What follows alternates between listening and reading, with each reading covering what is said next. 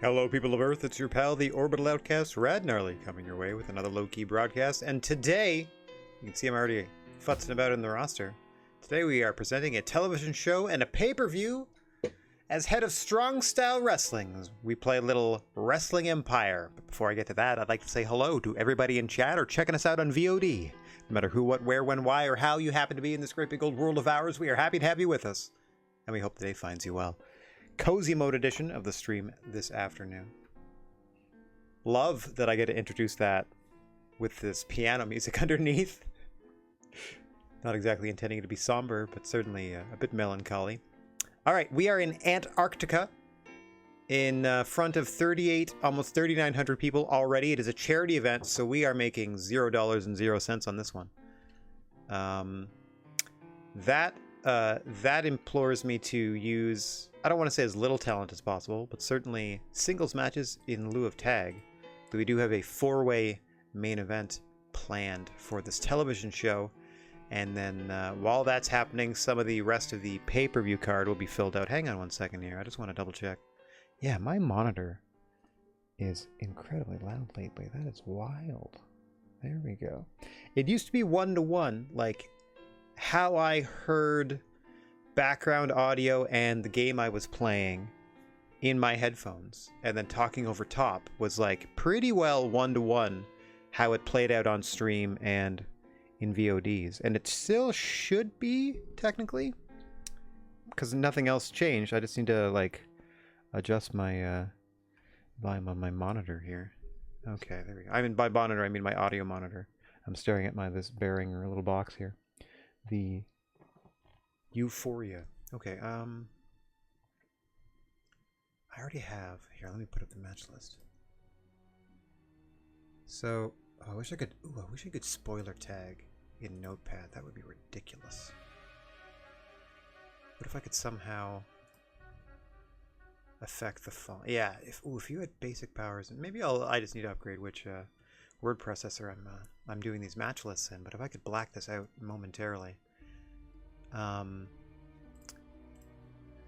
Okay, so I'm just gonna go ahead and start booking the show rather than reveal what I got it working on, because I'll book the rest of the pay-per-view on air. This is fun. I love when the music on Pretzel Rock switches to stuff that's like just the undercurrent for a dramatic film, you know? Oh yeah, who's left us? Tony has left us. We're down to two officials. Huh. We only have 13 more weeks with Aubrey as well. He refused to resign. So we're down to 2. So Conrad, you can start us off here. This is also the person that I am technically playing as. Okay, we're setting up pay-per-view stuff. Oh no, Abyss is wiped, eh? Okay, so that ruins that. Ooh, that also puts the other team at an advantage. Hang on! It's getting real spooky for Raven. As one half of the tag team champions is going to have to go it alone. I was going to do a Raven... Excuse me, I was going to do Abyss Jeff Hardy, but Raven Jeff Hardy serves just as well. The universe is terrified by it, judging by this. Monsters in the House 1. Well, thank you so much for that. And the next one is called Happy Days. We couldn't change tone greater. Okay, rules-wise, we're going to go down here. We're not defending any titles. So we're going to go to the normal Strong Style Wrestling default move set, or default rule set, I should say. And then in the ring, props-wise, we're going to go ahead and crank that up to 16's good inside the ring. All of them inside the ring, because I know Raven loves his plunder. Cast is good. Script-wise, it's going to be championship related, where Raven's going to yell.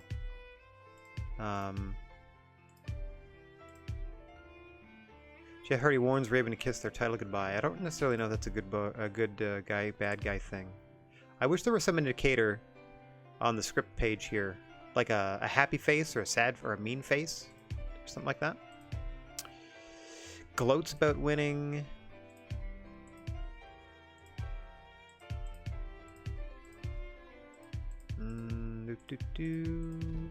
Okay, hang on. Not an unfair. Raven mocks Jeff Hardy for not having a chance with their title. I mean, I know it's a singles match, so you wouldn't put the tag belts on the line, but whatever. Here we go. All right. Cast is good. Just double checking the rule set. We set up extra weaponry like we like to do. Looks like we're in the Epic Arena again here in Antarctica. And away we go.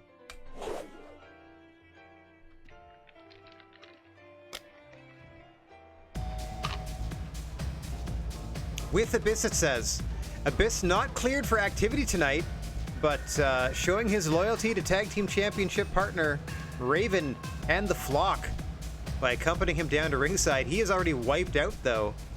Doesn't actually look like he came out. Oh, God, he did. He just can't make his way down the ramp. Oh, he's so messed up right now. Oh, no. I'm so sorry, Abyss. Oh, God, look at him. Clutching at his face. Limping. with a crutch. Oh no. Jeff Hardy, I'm sure you're very excited to be standing in the ring with a champion like me, says Raven, patting his chest. But we both know that you do not belong here, so there's no point in making this match for a title. Ibis coming in for a supportive hug to his championship partner. Just think of yourself as my sparring partner. Perhaps you'll benefit from the experience I'm offering you. Snicker, snicker, says Raven. Don't patronize me, Raven. We both know why you're scared to put your title on the line. It's a singles match, Jeff. That's why. Abyss, please.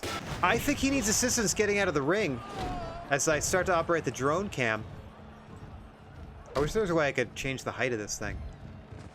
Without, like it, I have to wait for a certain angle, zoom in, zoom out, and then the height of the camera changes as I zoom out. See? Yeah. Depending on the angle I go to. And then I gotta get in here, get into the match. Also while I'm holding a very nice glass of ice water that I'm just desperate to take a sip of. Here we go.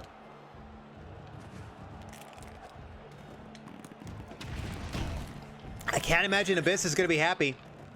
Mind you, I didn't ask him to accompany his partner to the ring. That was something they did voluntarily.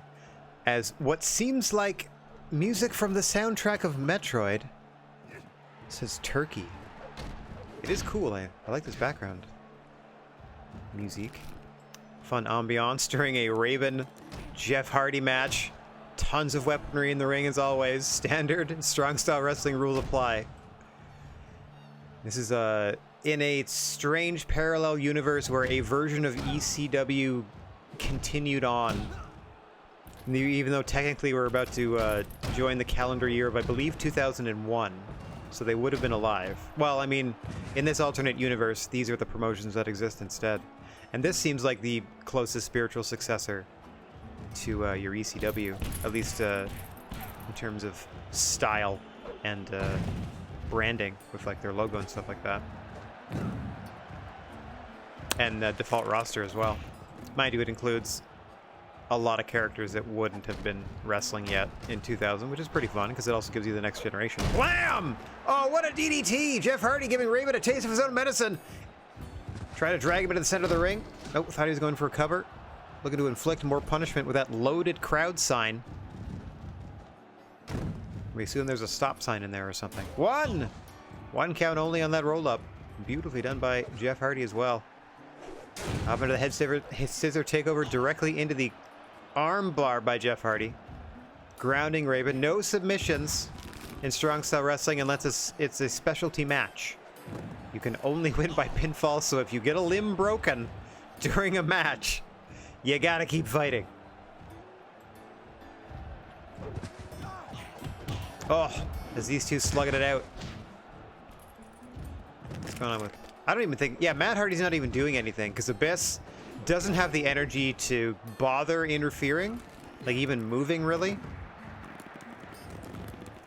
Raven now trying to ground the charismatic enigma Jeff Hardy. Sporting a new haircut, finally letting it grow out and styling it after losing that hair versus... Oh, a couple of hair versus hair matches throughout his SSW career here. Nice to see him feeling more of himself. Oh!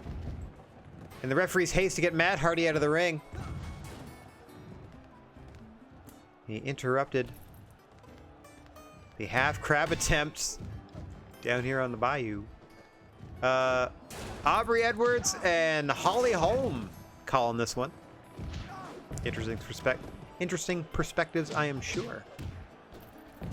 Holly Holm, I would assume in the analyst role, with Aubrey doing play-by-play, because she's been at that desk a ton in her career here in SSW. Rotating commentary team, one of the features of Strong Style Wrestling. We let everyone have their say. No main commentary team. And now no Tony Khan at the desk. He's been something of a fixture. Not a permanent fixture, but certainly something of a fixture at the desk for a while. Hang on! Crucifix pin attempt! Abyss leaving the ring. Granted Raven just enough time to get out of it. Let's see if he gets out of this. Oh, nice counter. No rope breaks in the match. No DQ as well. As you can already tell from all the weapon usage. A couple of near falls there. So both of these gentlemen are feeling it. Raven's struggling to get back to his feet. Jeff Hardy looks ready to fight. Perhaps mulling over his choice of weaponry. Oh, hang on. Abyss sacrificing himself, trying to get in front of, or at least in the corner of, Raven. These two, like we said, tag team championship partners. I probably should have rested Abyss if I expect him to wrestle at the pay-per-view, but we'll see what happens. He was supposed to take this week off for, like, lacerations. Fingers crossed it does that shows back up, or is ready to come back to work thing after this show. Oh, I kind of made a mistake drinking that water on an empty stomach. Ooh, my tum-tum's like, yeah, that was great, but let's have some actual food.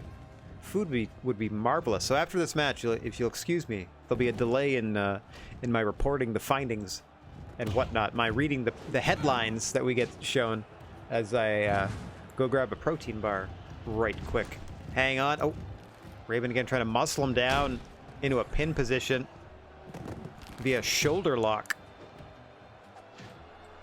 Abyss in all sorts of trouble here. Looks like he's lost a contact lens. Excuse me, guys. Excuse me, guys. I just need to crawl. Can't even. There he goes. There he goes. He found it. Putting it back in there. Referee's still trying to get him out of here. Suspects it's all a ploy to allow Raven some recovery time. Raven doing just fine, recovering on his own as he's back to his feet. Jeff says, bring it on. They're going toe-to-toe. Raven slowing it down into a headlock. Gets Jeff Hardy down to the canvas. Jeff fighting from underneath, trying to get out of this predicament. Oh, God, what just happened? Raven stepping on the groin of Jeff Hardy, and there was an explosion of blood.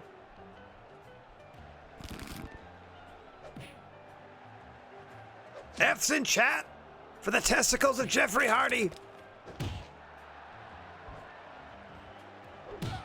Oh, what a vicious headbutt. Smartly slowing things down. More of a ground game than I was expecting between these two. But strategically, hang on. Nice counter into a pin attempt. Counter into a kin attempt is what I was trying to say there. Very interesting. Another reason I need food.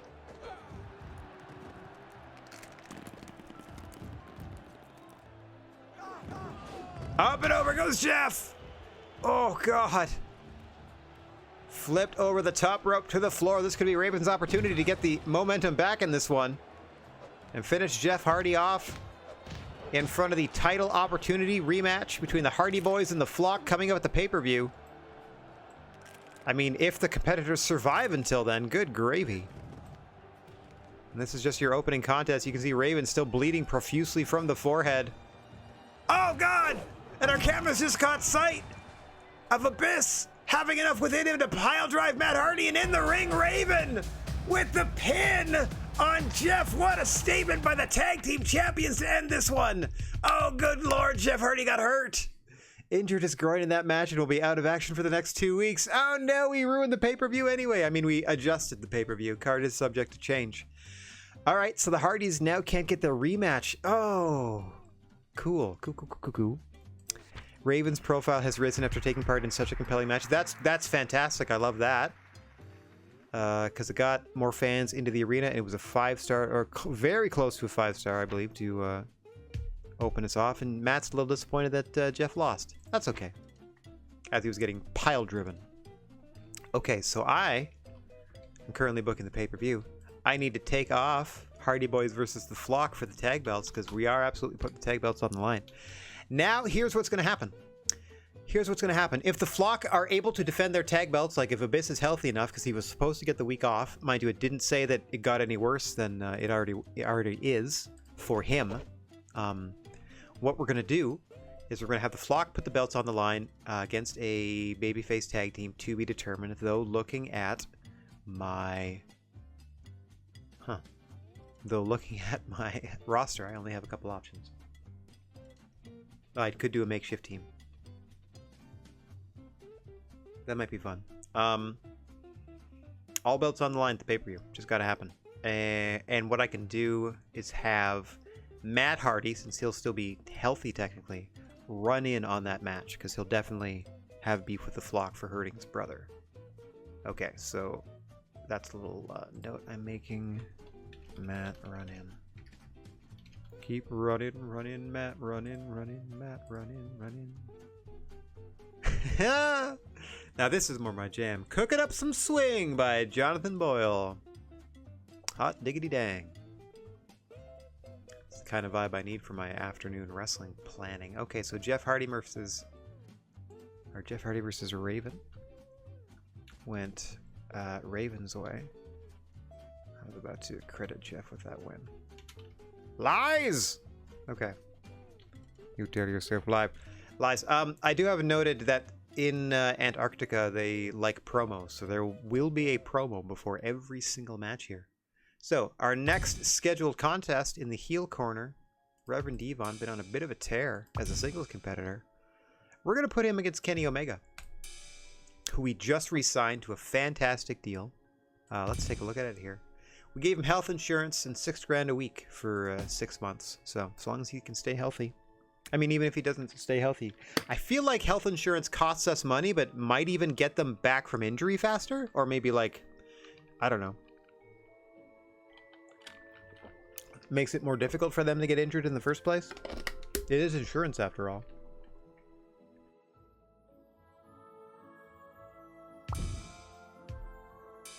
So we are forever going to be switching between our two referees now.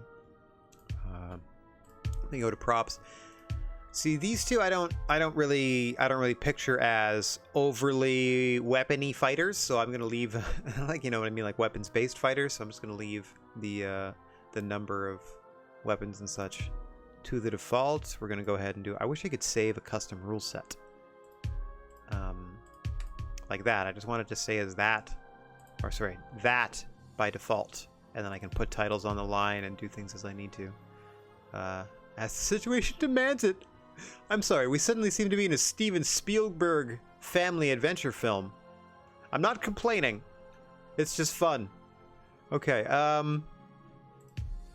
cast is good. Kenny looks ready for a fight. Look at him. Reverend Devon looks ready for a sermon, and that's why we're going to have him talk here. Ooh, hair versus hair with Omega? No, thank you. He didn't win last time.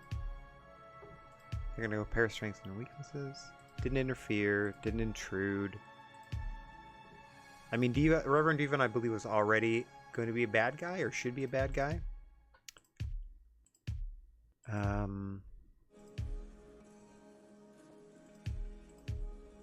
No.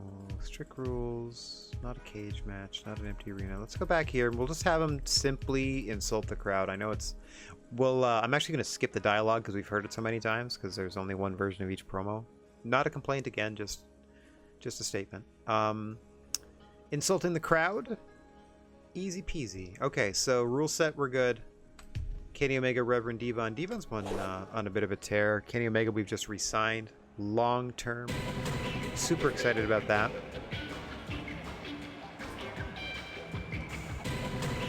Ooh, look at all that screen tear.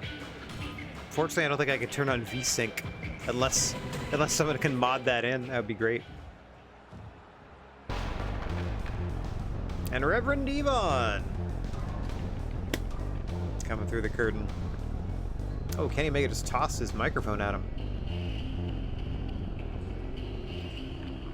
Crap! I forgot to get food. All right, excuse me if the beginning of this match doesn't have commentary. And if I just let this promo play out for itself. I'm going to be right back.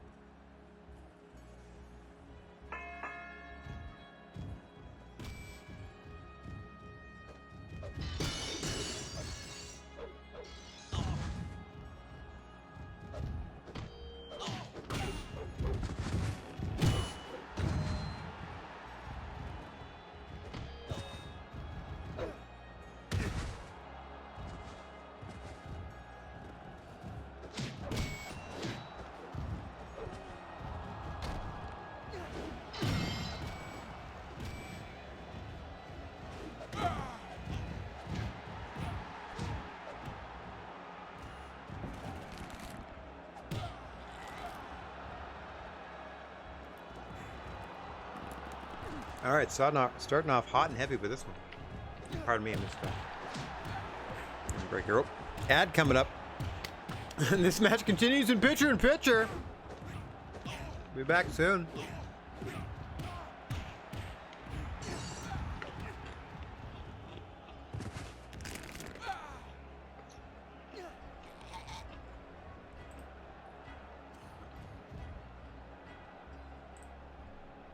Good Lord. High angle Boston Crab. Lion Tamer by Reverend Devon in the broken pane of glass. So the face of Kenny Omega being scraped across the broken glass in that frame. Diabolical from Reverend Devon. Oh, hang on. Kenny reverses into a pin attempt, but only gets a 1. Oh, look at the blood left behind in that glass.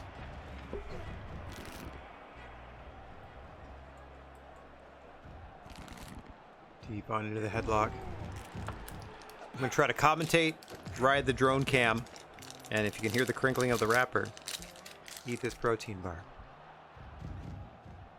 As discreetly as possible.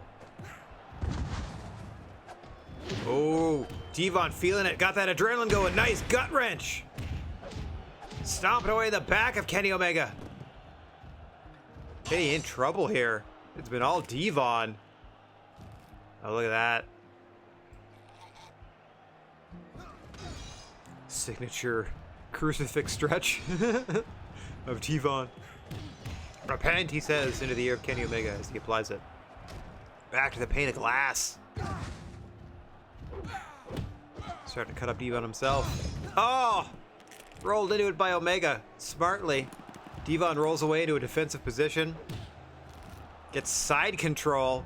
And now grinding the hand of Omega into the glass. Aubrey Edwards finally removing it from the area. Keeping our eye on that. You can throw it out of the ring at any time, Aubrey. I mean, it's mostly out of the ring. No submissions here in SSW. So take an overhead shot. Nicely done, drone cam. That was nice, because that was my overhead shot that I just let it transition back into its natural resting cam position. Oh, God! And then now I'm back in charge of rotation and zoom. Devon dragging back to the center of the ring. Ankle lock applied. Reverend Devon. What a display here against Kenny Omega. What a tear he's been on since becoming born again. Lit a fire, I guess, kind of. I guess just, you know, devoting himself to the cloth.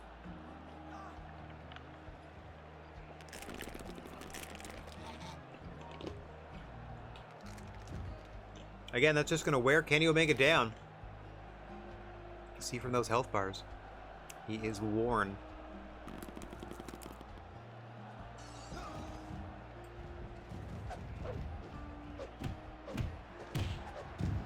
But still trying to fight back desperately. Oh, he grabs the ring bell, covers up. Ring bell takes the brunt of that drop kick from Reverend Devon, and that gives Kenny Omega some time. Smartly done. Now he's got the pane of glass. It's still in play. Look how shattered it is. Devon and Kenny Omega both hesitant.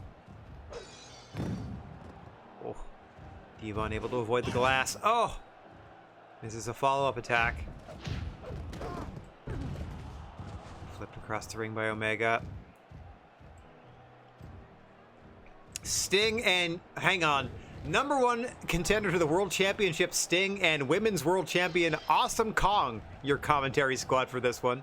What a fantastical random pairing that is. Expecting big things out of them at the pay-per-view.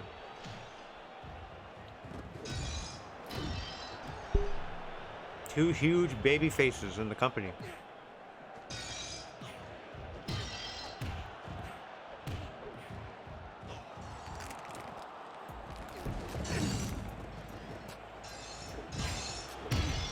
Oh, Devon back to work with that pane of glass. Cranking on Kenny Omega, now cranking the ankle in that severely damaged frame as well. Kenny desperate for anything here as Aubrey Edwards has grabbed an extra camera to get a better look at the carnage Reverend Devon is unleashing upon Kenny Omega, as we're having a drone cam in full auto at the moment as I finish this food.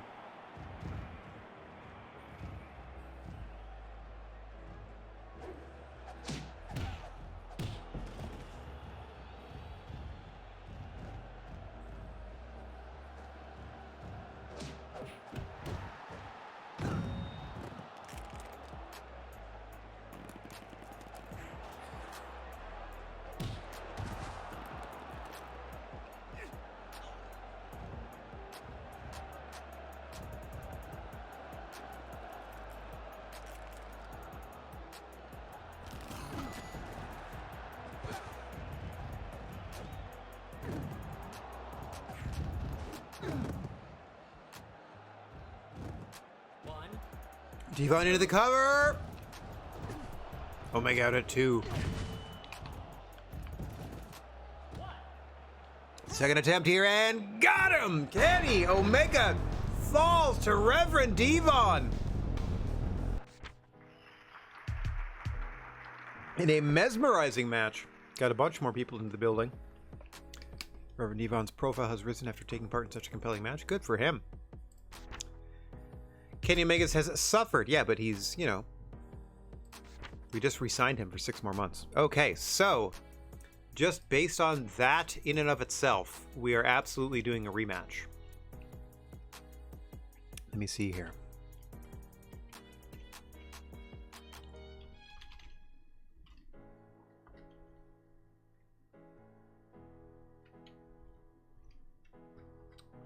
Give me 1 second. I'm just filling out the idea of the card for the pay-per-view. Yeah, let's give that some gravitas here. So that means when we book this rematch for the pay-per-view, huge win for Devon. When we book this rematch, it just means the rule set's got to get a little wilder. It's just got to get a little wackier. All right.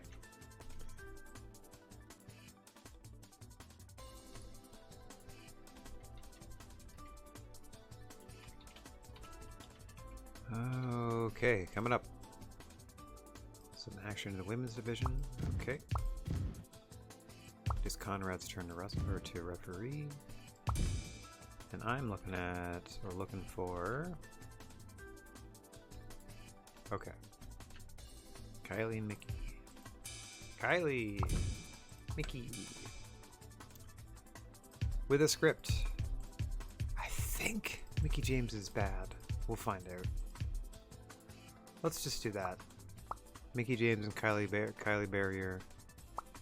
Compare strengths and weaknesses. Let's do that, because I'm pretty sure I wanted to establish Mickey as a heel, but we'll find out. They could flip back and forth for all I know. Mickey James mocks Kylie Barrier's costume. Let's do it. Rule set. I mean, non-title, not that there's one on the line. Or one to put on the line. Props. Inside the ring. Everything else is good. Standard rules. Standard. It's another just standard match. With a little verbiage up front. To get us set. And I can finish this food during their entrances. Here we go.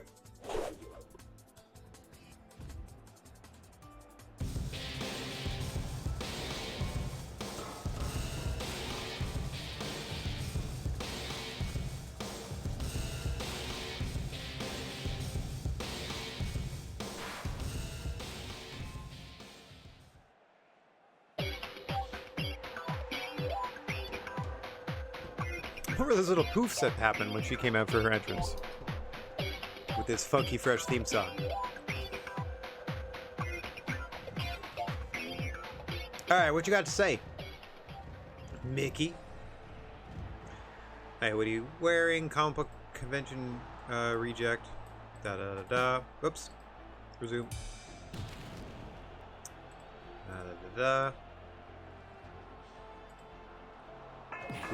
There you go. If you're so interested, blah blah blah. Boots will be up behinds. Boots and behinds.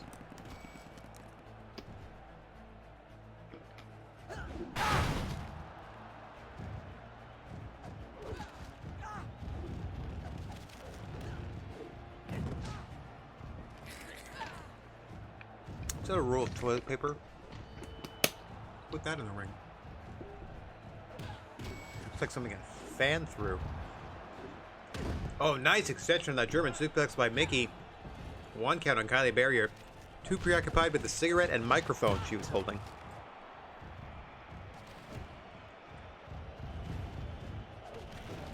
Oh, nice block. Mickey James has lit up a smoke in the middle of her match here. Don't know how wise that is. Last couple of weeks of Mickey James's contract here in SSW. Might be phoning it in. A little bit. Kylie Barrier looks determined to get Mickey James up and over one of these ropes here in the corner and to the floor. Now she's grabbed the cigarette. Hang on. Oh, Hurricane Rana countered into the powerbomb by Mickey James.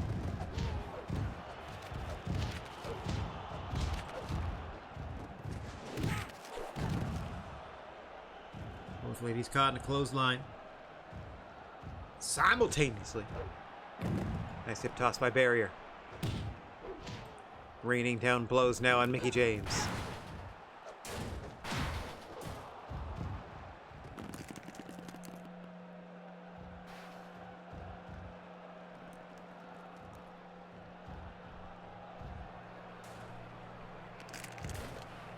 Mickey's slowing things down here. Wearing down Kylie.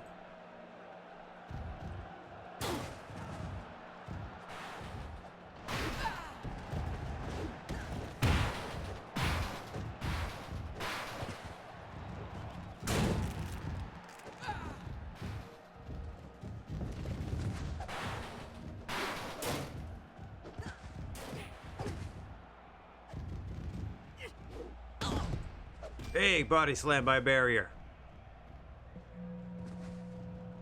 What is going on here? Hang on.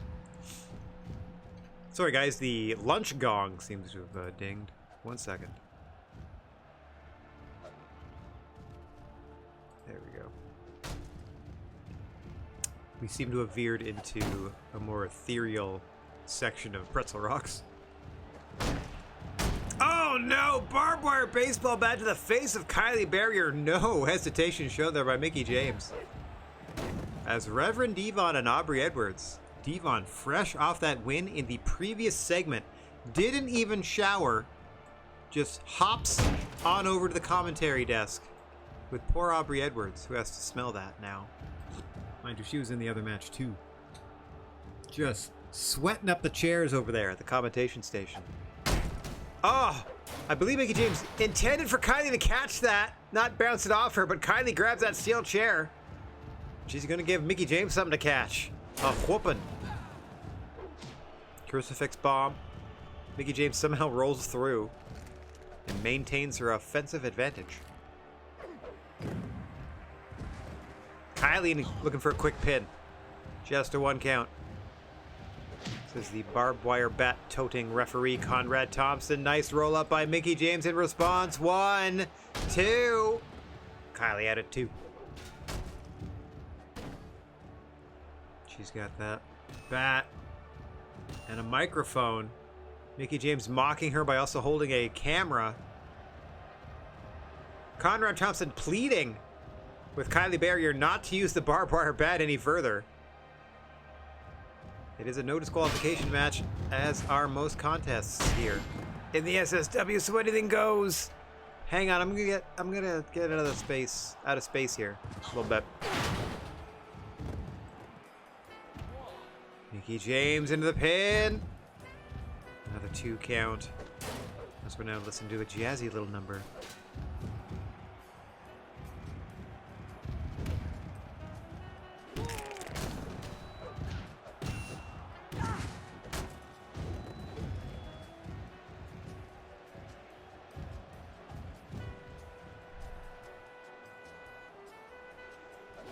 Whoop. Kylie mocking Mickey James for missing with that microphone toss. Pulls the bat out of her hand. Getting to work. What's playing against these two? It wasn't balanced. It's no longer balanced. They have chemistry, it looks like. It's just taking a while. Okay.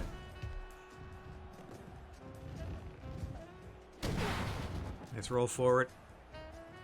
No neck lock now. Thought she was going to hold her for the pin. Transitions into a submission. I'd be trying to pull that. I can't quite tell. I believe Kylie already has the baseball bat as well. Yep, just waiting. Biding her time, waiting to strike. Is Kylie Barrier. Mocking Mickie James, who first mocked Kylie's attire here this evening. Into the Boston Crab. Rubbing Mickie James's face into her own blood that was already on the canvas. Mickey's tapped out, but to no avail. Oh, she reverses into a pin attempt. Kylie able to escape at one. Not a lot of leg strength left in Mickie James. Not a lot of leg strength left. Hang on. Oh, I thought she was going sheer drop, brain buster. She went gourd buster, and that probably saved them both, as that camera would have exploded on that impact.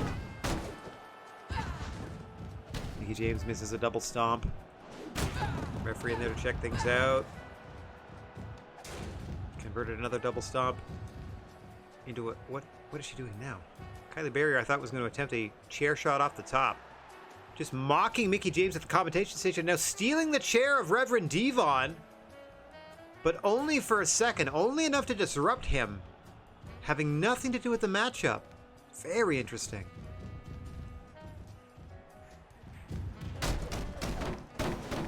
Oh, Mickie James just swinging on Kylie, who cannot lift her anymore. Both these women giving it their all here.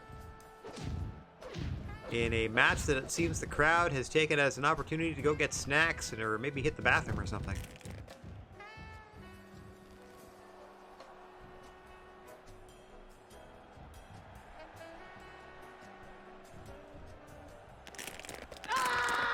Oh, another tap out. Visual, at least, by Mickie James. Oh, they don't like... This area says they love promos, and they don't like quote-unquote vanilla midgets. So that probably is very much slowing down the progress of this one, because the women aren't tall. I was trying to remember to put... certainly in the men's matches, I put an emphasis on things. Hang on! Oh, Mickie James almost stealing it. With another beautiful pin attempt. And Kylie Barrier now. Feeling that adrenaline. What a drop kick to the face of Mickie James. Rolls forward into the pin attempt. Hooks the leg. 1, 2, 3. Kylie Barrier with the win. In a solid matchup. Now let's see how they describe it. Tolerable. Tolerable. I mean, I'll take it. Kylie Barrier. Okay, thank you, Kylie. Boop. Tolerable.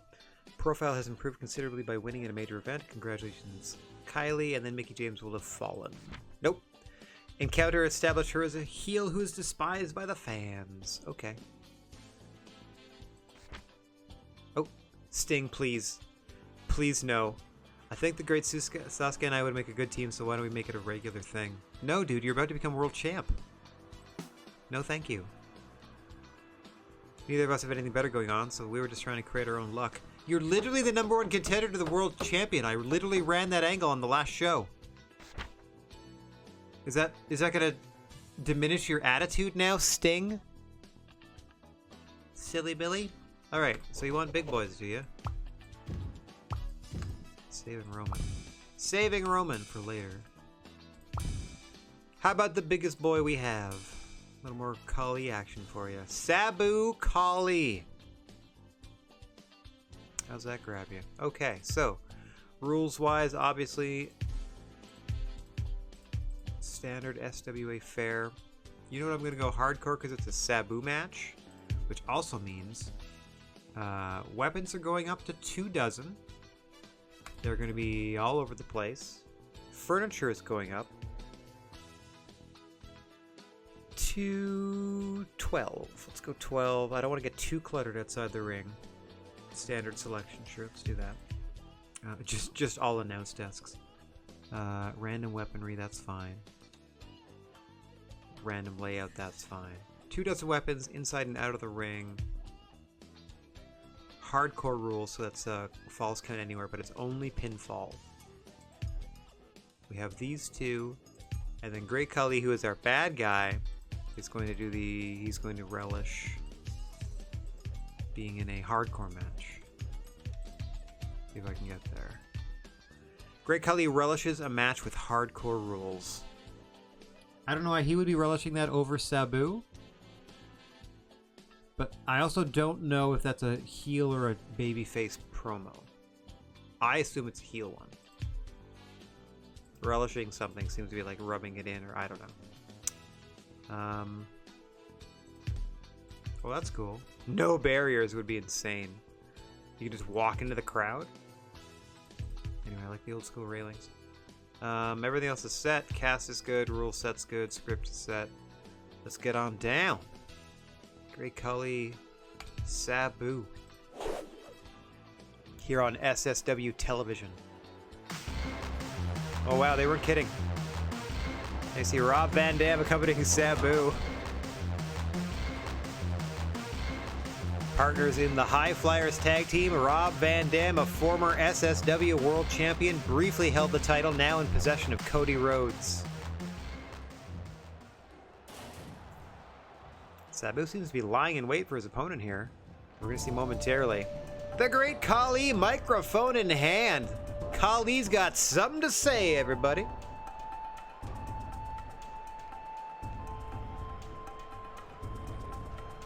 Oh no, he throws the microphone down. He's just going to let the booming tenor of his voice carry throughout the arena here, almost jam-packed to the rafters. Looks pretty full. What the hell was that? Somebody just took a swig of something. You're not a real fighter, Sabu. The rules in this place are keeping you alive. Wait. Khali, this is not the attitude to take. Can't hide a referee this time because we're going to fight no holds barred. Hide behind a referee? Yeah, this feels like heelish. The only time a referee has ever held my hand is to declare me the winner, says Sabu, pouring one out for his homies. The next time somebody holds your hand will be a medic checking for your pulse. Okay, here we go. Here we go! This is a hardcore bout, falls count anywhere in the arena, though I think they're going to keep it ringside. Rob Van Dam in the corner of Sabu. Abyss came out for commentary with Kylie Barrier. What a trooper! He's just moaning, like bemoaning the injuries he's having to deal with, and also the fact that apparently he has to work double duty. I didn't ask. There's like a sign-up sheet for the commentary position. You have to volunteer. Sure, the pairings are random, but you have to volunteer. Oh, RVD! Watch it, buddy. We need you in the next matchup. Don't hurt yourself too much. A lot of stalling so far, which I don't approve of. Look at the size of the steel chair in the hands of the Great Khali. I didn't know they scaled. Hang on, quick roll-up by Sabu. Looking to go home early here. Khali out just at the count of 2. Gurney at the ready. A copy of Power Slam magazine has come into play. Crowd loving this one so far. Match has got a giant in it. Abyss being at ringside helped the first match because he was a big person. They just like beef on display. Show me the beef.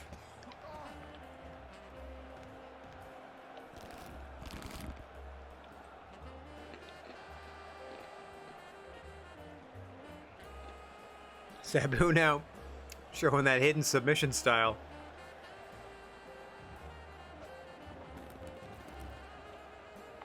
This would be an ankle lock on a normal man. On the Great Khali, it is a shin hug.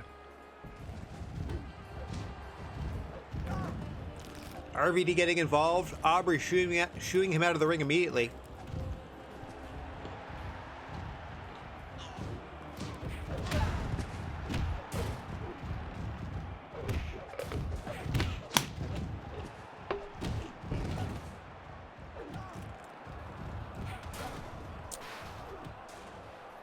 RVD coming into the aid of partner Sabu as often as possible. Like we've said, this is the hardcore rules.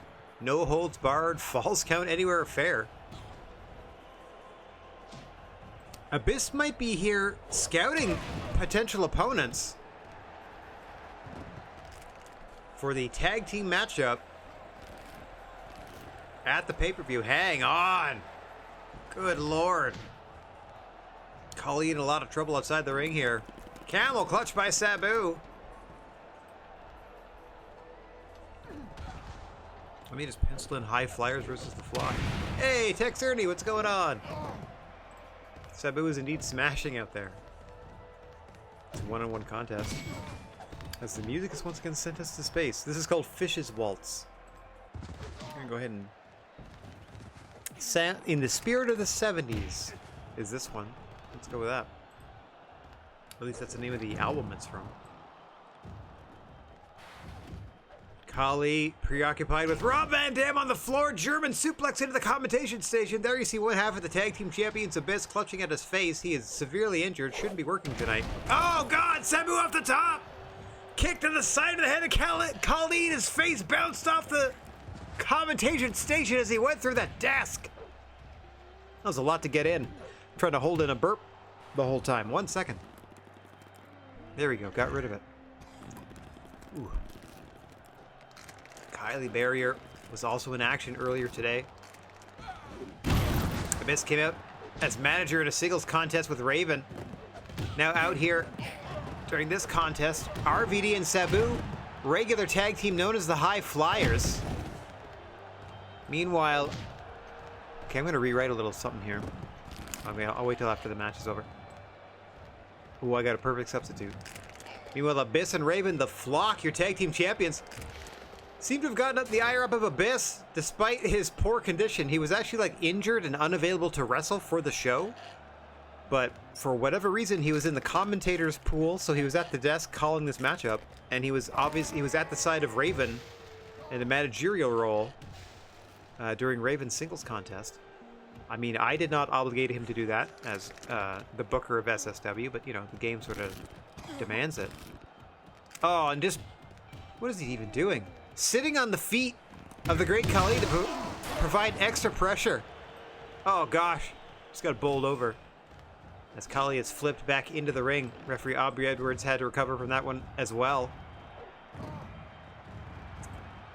I mean, technically you got to get RVD out of there. As Sabu, with some choice words in the microphone, has found that extra level of adrenaline here. Let's see if he can finish off the great Kali. Oh, what a maneuver! Kali going up.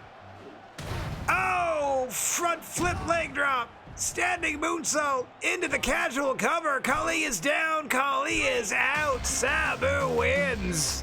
What a contest. Loved that one. That was fantastic. Okay, so that is going to qualify the High Flyers, Sabu and Rob Van Dam, for a title shot at the pay-per-view. In an exemplary hardcore match. Because Abyss was on commentary and got involved in the matchup, boom, that's all the pull we needed. Because our original plan, sorry, I hit the mic stand because I talk with my hands. The original plan was to do the rematch between the Flock, that's Abyss and Raven, versus the Hardy Boys, but with Jeff's injury, we have to pivot. And now this gives us a storyline reason to pivot. They got involved here, costing Great Khali the win in sort of a mocking fashion. And RVD and Sabu are taking issue with that. I mean, Sabu able to rise above here. Oh! Strong Style Wrestling have managed to banish All-American Wrestling in Antarctica after setting a new attendance record of 6,400. Their reach now extends to a third of the world. That means we are the most popular brand in a third of the world. We have the entirety of North America and most of South. Now we're getting these. I think that's Christian, who wants to start coming to the ring dressed as Okada. Absolutely. You got it, bud. I'm glad you like it as much as I do. This could be just what I need to stand out. I believe that's Christian, who's now changed his look to the Rainmaker, Kazuchika Okada. Love it. Okay, Sabu beats Kali. I wrote that down. Okay, I originally had...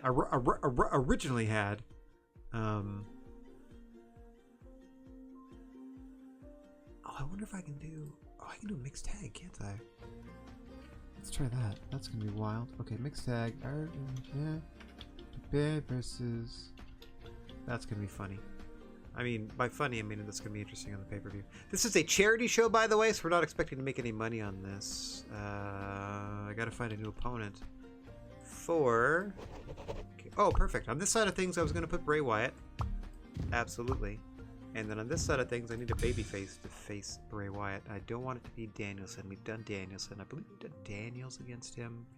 I'm thinking Sasuke. You know what? Let's do Kingston instead. He's got a great attitude. He's cheaper. So Bad News Kingston against Bray Wyatt in a standard matchup here. See what he can do. That is, of course, Kofi Kingston doing a Bad News Brown gimmick or Bad News Allen gimmick, depending on which era you want to think of that fighter and their pre and post WWF life. Okay.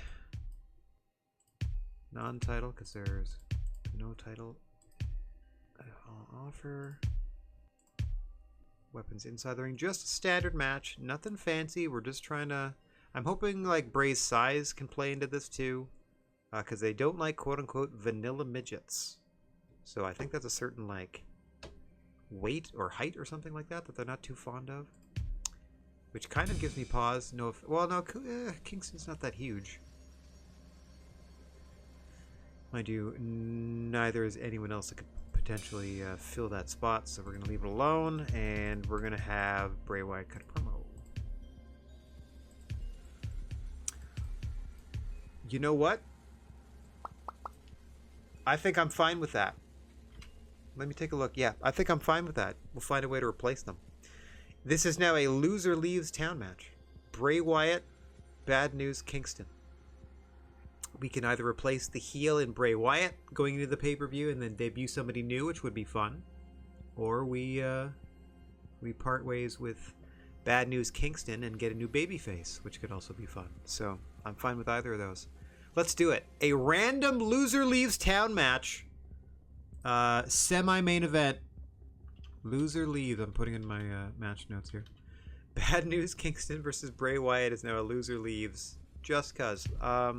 Reward. Is that a thing? Loser leaves.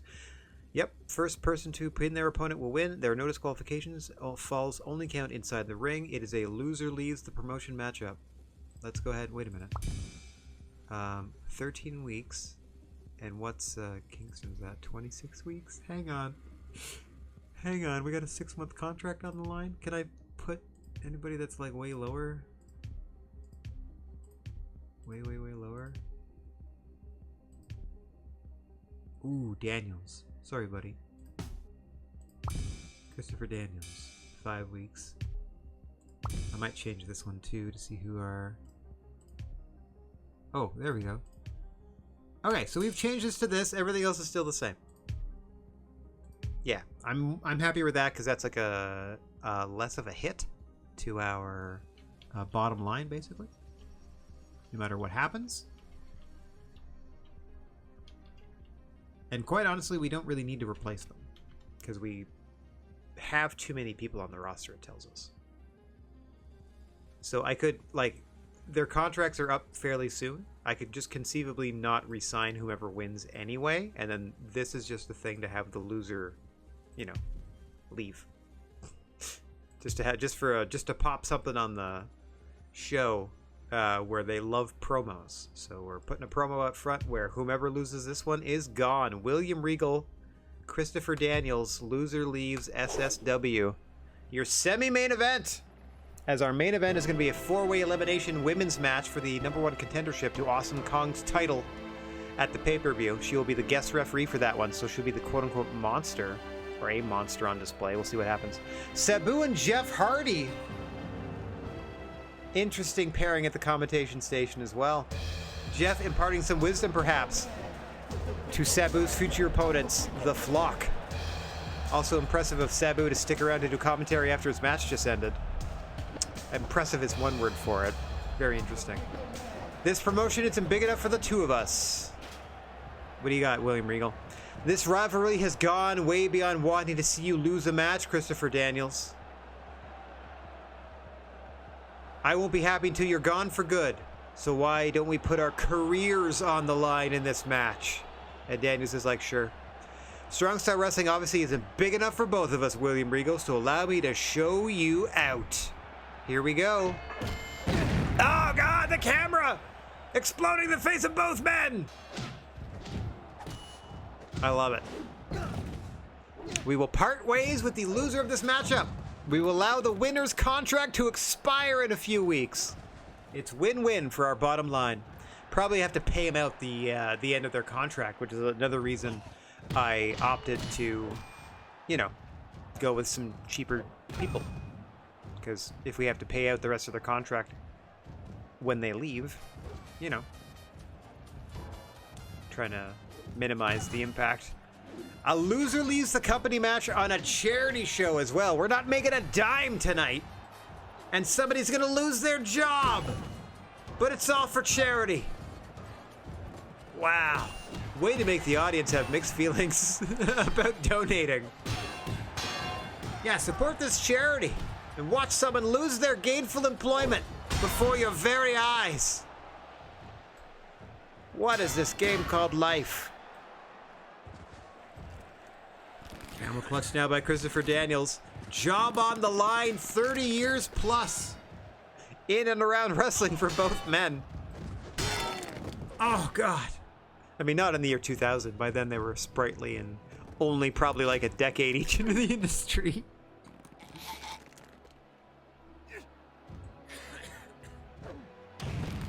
I kid. Daniels got in the mid-90s, I would say, right? Because if he's like a 30-year vet now and it's 2024. Regal, though, would have been earlier.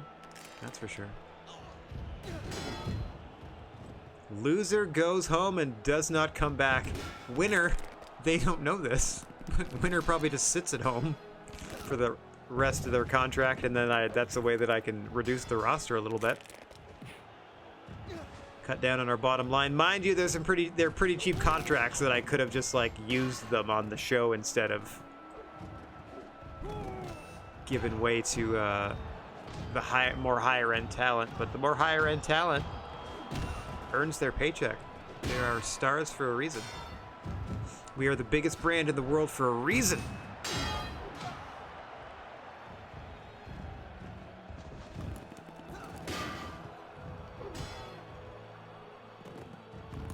Back and forth, trading these grinding down holds, looking for the one advantage that'll get him that 3 count. Perhaps trying to incapacitate a limb. Pop a shoulder out of joint. Mess your hip up for you. Anything they can do to limit the mobility of their opponent en route to victory and saving their jobs. What a cruel thing that we've done here. Literally fighting for their jobs. Our Daniels and Regal. For your enjoyment, people. And little else, as this is a charity show. Please donate generously. Please make it worthwhile what these men are putting themselves through in front of you. Air hug now by Regal. Perhaps a warm embrace. For his combat colleague, no! Turns into a belly over the ropes. Look at the guitar stuck in the pole. Jim Cornette doesn't like it. But I do. Now the roll of toilet paper. Oh, bludgeoning Daniels with the loo roll. The bog roll, if you will.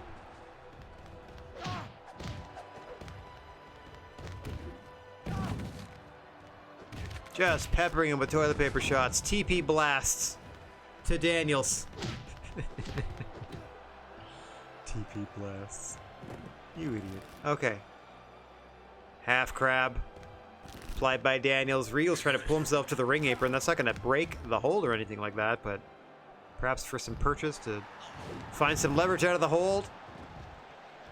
Eventually something had to give there as Daniels lets go. Hammerlock now on Regal.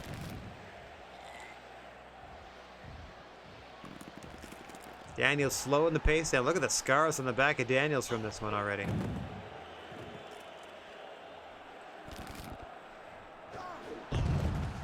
Reversal after reversal here on the floor. Got to win the match in the ring. I would give good money for a Sabu Jeff Hardy commentary team. What a train wreck that would be. Or could be the most compelling commentary of all time. It's not going to go any other way. It's either going to be the best or the worst.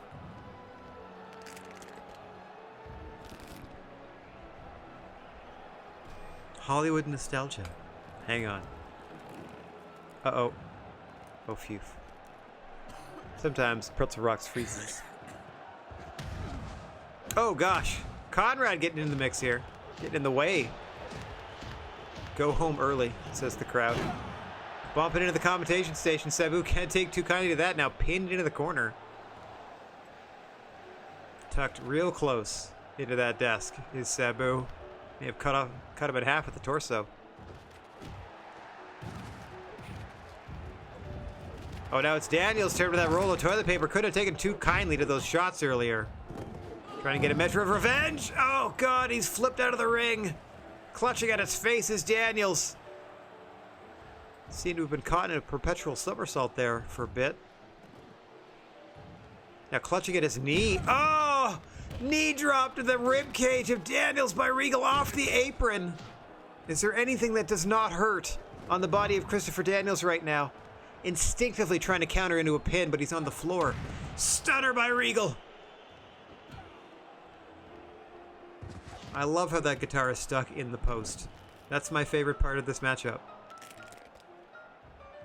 I got El Kabonged into the very ring itself. Yeah, let's frame it up. Frame it up. Daniels tapping away on the floor.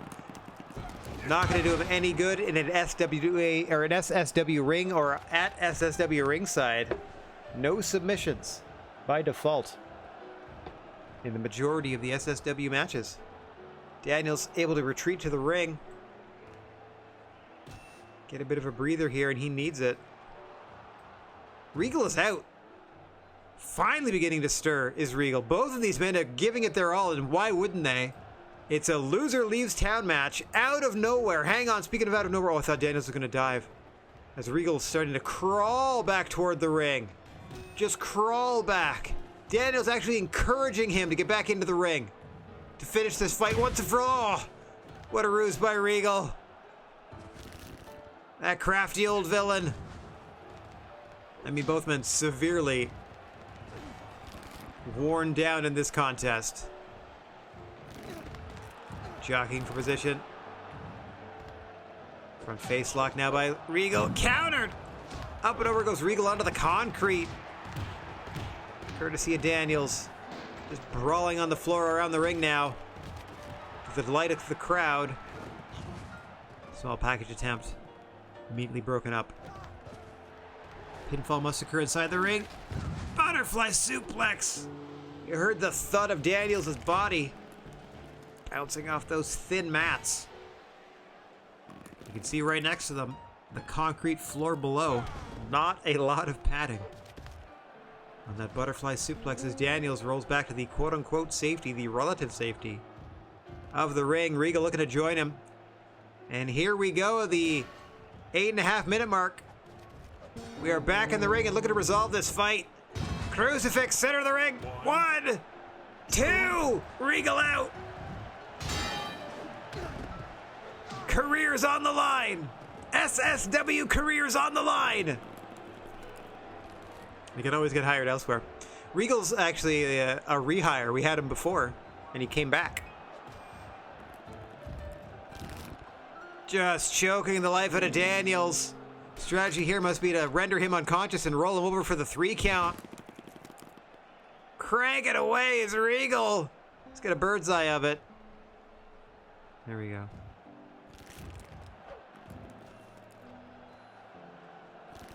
Legs locked. Choke secured.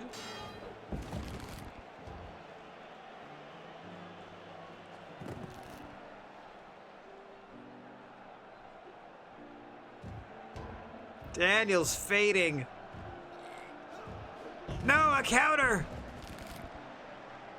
Now trying to catch his breath as he slows things down with an anaconda vice on Regal. Try to get a bird's eye of it. And then now I'll let the camera swivel back to its natural angle. Oh! Daniel's trying to maintain control on the ground, and Conrad Thompson has somehow retrieved the guitar from the post of the ring. Congratulations, Conrad. Okay, we're in the sweet spot.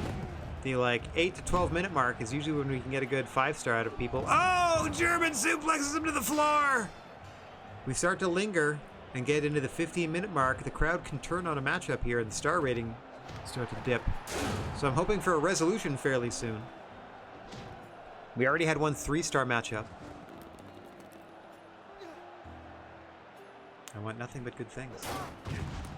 Oh, for this promotion.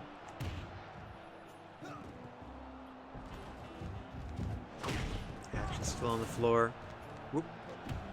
Pardon me, I gotta operate the camera manually sometimes.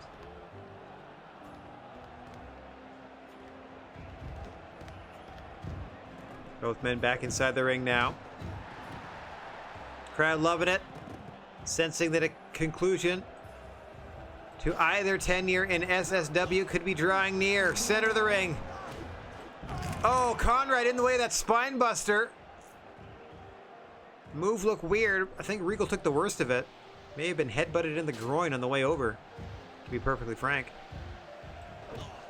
Like a furter.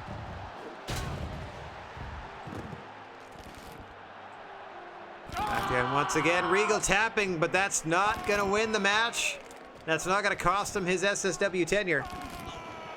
And Daniels knows that, so he releases the hold. Oh! William Regal with his one good arm and a lead pipe. Dazing Daniels, who stumbles to the ropes. Off the ropes, gets caught again. Into a cover by Regal. Daniels is knocked out. Daniels is unemployed. Regal keeps his job. Well, that was fun. See you later, Daniels. Pinned Christopher Daniels in a outstanding loser leaves match. Christopher Daniels, oh, this is what happens. Must stay out of the ring for the next 4 weeks to sell the stipulation of the match. That's cool.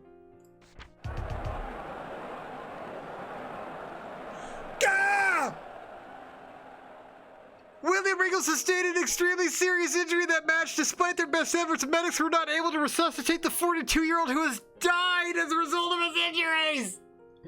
No! Wow. What a cursed loser leaves match, because the winner, I was just going to have them sit out their contract, but oh my gosh. Okay. William Regal is passed away as a result of that matchup. Okay. All right. Oh my god. That is definitely leaving the company. Tex, you are not wrong. Wow. Wait. Mickie James wants to change her name to AJ Kong? No, that's ridiculous. Awesome Kong's already here. You should think of something better than I can't be called Mickie James forever. She's getting mad at me. Okay. Oh. Ah! And the song, perfectly done, is the sunsets of the careers of Daniels and Regal. Oh my god. I mean, neither of them were gonna, like, ultimately, quote-unquote, survive. Like, they were both destined to be on the way out of the company, but oof, I wanted better for Regal on the way out. That is two people that have perished on the way out of this company. Or no, I guess Pac wasn't working for us when they passed away. They were just a former roster member. That's wild. Okay, let's put Bliss here. Oh, actually, the referee does not matter because I'm going to change them in a second. Holly Holm, Lita, and Velvet, I think I had. Yeah, I feel like these are our top 4 stars at the moment. And I'm going to go ahead and change the referee to Awesome Kong, our women's champion, because the script is #1 contender. Referee offers a title shot to the winner. Okay, so this is going to be an elimination matchup. No time limit. Non-title, obviously. We're not crowning new anything. Okay. Lenient Pins got to count in the ring. It's still elimination though, but you're going to see 3 pinfalls occur in the ring. We're going to crank the amount of weapons. We're going to do 20 weapons. We're going to do my favorite weapon type, which is large gift. Inside and outside the ring, we're going to leave the furniture alone. So that's fine. Elimination match. We have our cast set. We have our script set where Awesome Kong is going to come out and offer a title shot to either Lita, Alexa Bliss, Holly Holm, or Velvet Sky, whomever wins this #1 contender matchup. Hopefully the inclusion of Awesome Kong counters the we quote-unquote hate vanilla midgets thing for the territory that we're in. We'll see what happens. Winner of this gets the title shot. I can't get over William Regal, Christopher Daniels, and the result that we got out of that. Honestly, couldn't have gone better from a roster standpoint, financially, but wow. Christopher Daniels has to sell that he's no longer there, and William Regal just passed away. Lance Storm alone at the desk? Did I just see that right? As Lita makes her way to the ring? Do they not have anyone else? Oh, Cody Rhodes is at another table. Wouldn't even sit with Lance Storm to do commentary. Your world champion, Cody Rhodes. Didn't think the commentation station was good enough, but is contractually obligated to be at ringside. Okay, Alexis comes out. Sorry, I'm skipping the entrances at least. Out comes Holly. We still have a pay-per-view to do. There they are, the world champ. I've done so many #1 contenders matches, I don't need to read that she has to find her own competition. Title shot. Title shot. Pleased. There we go, that's it. Oh, and we're underway in a flurry. Some of these gifts are already getting unwrapped. Looks like Awesome Kong has lain the Women's Championship in the ring. What a display of power and intimidation by Kong. The guest referee in this 4-way elimination matchup. Last woman standing, your #1 contender to the title. Facing Kong at the pay-per-view, headed your way. Pay-per-view, not VOO. Pay-per-view, headed your way. In the latter half of this broadcast, a 10-match card we're going to be putting together as our pay-per-views. Probably going to include a backstage brawl or two, just to, you know, get some interesting looks on there. Speaking of interesting looks, what a maneuver there by Alexa Bliss into the 3D with her and Holly Holm. Taking on Velvet Sky there. Crowd not super into smaller competitors, but I'm hoping frantic activity from a lot of them, plus the inclusion of Awesome Kong, will counterbalance that. And so far, we're already at a 3-star match. A minute in, hang on. Velvet Sky caught in a roll-up by Holm. Great eyes in the back of her head by Kong, who's actually paying attention to the other 2 fighters to get over there for the pin attempt. Difficult to call video game matches because typically, pace-wise, the amount of moves they hit, transition into, counter, etc., and the pace at which they do that, bang, bang, bang, bang, bang, nigh impossible to, like, get in the moment and be like, oh my gosh, D. Would love to actually try a real match. That would be amazing. Because then people are going to sell for a bit, and I can, you know, I could have time to, like, lay out what happened without it already being 2 moves behind what they're up to. Well, hang on. Alexa Bliss is trying to get rid of Lita, former #1 contender. I believe most of, if not all of these women have had their shot at Awesome Kong in the past, but she is the most dominant champion in all of strong style wrestling. With the dissolution of AJ Styles' championship run. Oh! Double clothesline between Holm and Velvet Sky.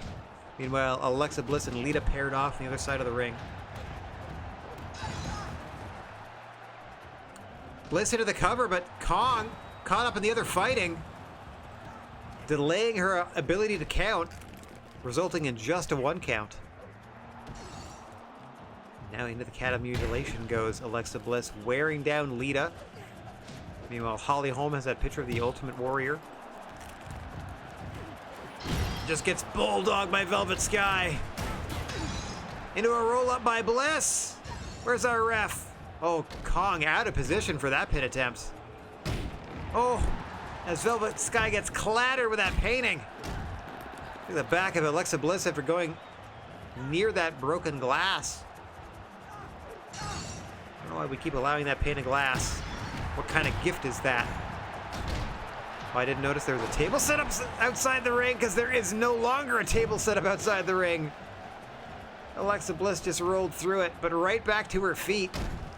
All these competitors know what's on the line. An opportunity to face Awesome Kong at the pay-per-view. Hang on. Small package by Velvet Sky. Holmes out at 2.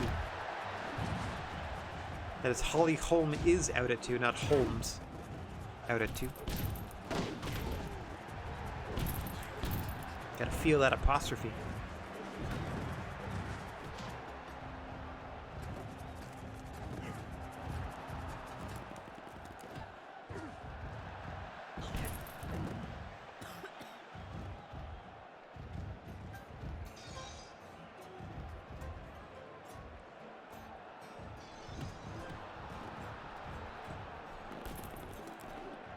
I was gonna say things settling down, but hang on. Oh, center of the ring!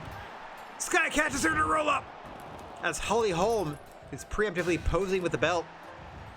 Now Velvet Sky doing a little posing of her own. Putting the belt on her shoulder. Holding a chunk of stairs momentarily. And a chunk of table. Awesome Kong immediately grabbing it out of the hands of Holly Holm. She didn't like that. As Lita and Alexa Bliss are stretching the crap out of each other.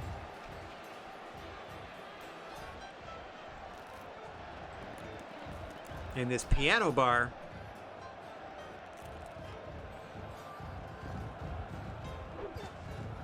Back into the ring. Sky had a present. We don't know what's in there yet. Each gift containing a weapon here at ringside. Oh, chunk of table to the face. Let's then gets hit by some gift of her own. Submission. Roll up on Hope, just a 1 count. Hang on, crucifix pin on Lita by Bliss. 2. Still looking for our first elimination in this one. A 4-way elimination match for the #1 contendership for the women's world title. And now all 4 women momentarily down. Holly Holm, the only one on her feet. Oh, what a tap down Lita with that crossface. But sadly, no submissions here in the SSW. I should have put them on for this matchup, perhaps, but I feel like maybe that would have gotten people out of here too early. In front of these 8750 in Antarctica.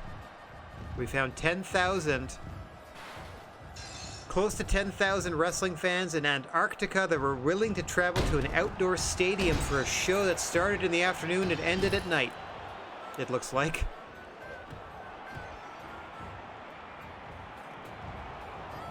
Still looking for our first elimination. Awesome Kong trying to get into the fray here, grabbing a weapon randomly. I mean, kind of yoinking it out of the hands of one of the competitors, but still. Oh, Lita battered by Alexa Bliss. Those two have really had it out for each other in this one, I've noticed.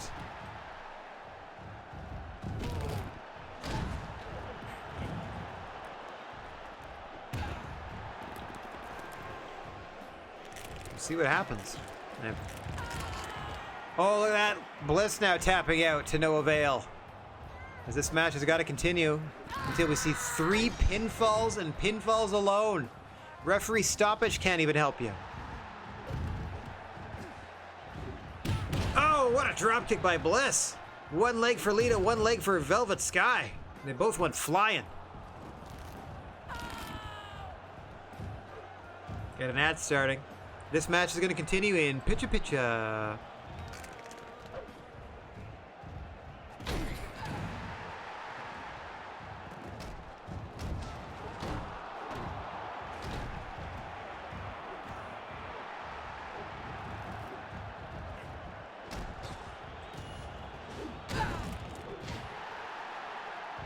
Fast and Furious has been the activity for all 7.5 minutes of this one.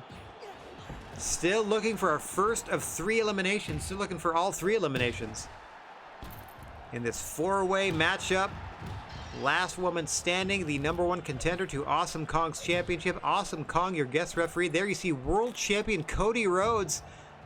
Angry he was left off the go-home show to the pay-per-view. was scheduled to do commentary for the main event, refusing to sit at the commentation station, pulling up a chair in one corner of the ringside area. There, see him frustratedly crossing his arms. He is scheduled to face Sting one-on-one in defense of his world championship in the main event, or one of the main events of the pay-per-view coming up in just a week's time. And that is it. Lita finally eliminated by Alexa Bliss. After a lot of combat between those two specifically, and it took everything Alexa Bliss had. She's eliminated as well. We're down to Velvet Sky and Holly Holm. Winner gets the championship opportunity.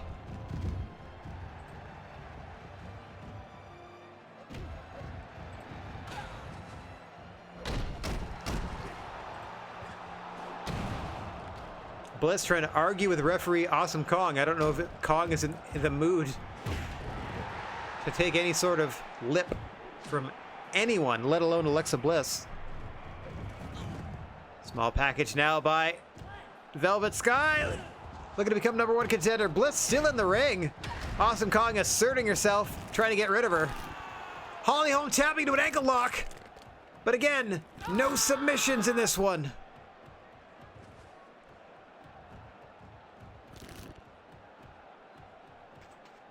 Awesome Kong distracted by Bliss, daring her to get back into her face, instructing her to leave the ringside area immediately. You see Bliss finally listening. Blissening. If I might portmanteau that real quick. As Holly Holm still tapping away in the ankle lock of Velvet Sky. She's matching the rhythm of the song, I'll give her that. As Velvet Sky eventually lets go, knowing full well she can't win the match until she pins Holly Holm. Now on one good foot for the rest of this one, as we've just crossed the 10-minute mark. Holly Holm with a damaged pane of glass. Perhaps the glass in front of that painting in that frame. Oh, a hot dog! Oh, Velvet Sky going for that hot dog, gets speared by Holm! Just a 2 count. Holm saw that hot dog. Her eyes went wide. I feel like it'll give you some health back if you eat it. So there was like a health power-up in the middle of this matchup. Both of them are going to fight over it. Just like they're fighting over the opportunity for that title that Holly Holm is now strapped around her waist. Smirk on the face of Awesome Kong. Seeing that from her potential #1 contender. Velvet Sky immediately grabbing the belt. She feels some kind of way about it. Puts it on her shoulder. Both these women vying for the opportunity to hold that gold. As once they get through one another, Awesome Kong still awaits at the pay-per-view. Look at this STF rope assisted by Velvet Sky. Holm tapping furiously, perhaps reaching for that hot dog. Able to counter into a crossface, but only momentarily. A lot of limb work done to Holly Holm by Velvet Sky in this one. Lenient rule set, so no... hang on, I was going to say rope breaks. As Holm rolls through on a pin attempt by Sky. She's got both shoulders down. She's got both ankles across the shoulders, and Holly Holm, the #1 contender to Awesome Kong, who couldn't be more delighted. There it is, Holly Holm. Awesome Kong. Our women's title match coming up at the pay-per-view. Biggest mistake of your life. It's the same script every time. Blah blah blah blah blah blah blah. Blah blah blah blah blah blah blah. You got it. Okay, so I got that done. What an excellent Gifts 4-person elimination match at 11:42. Their profile went up because it was a really good match and they won.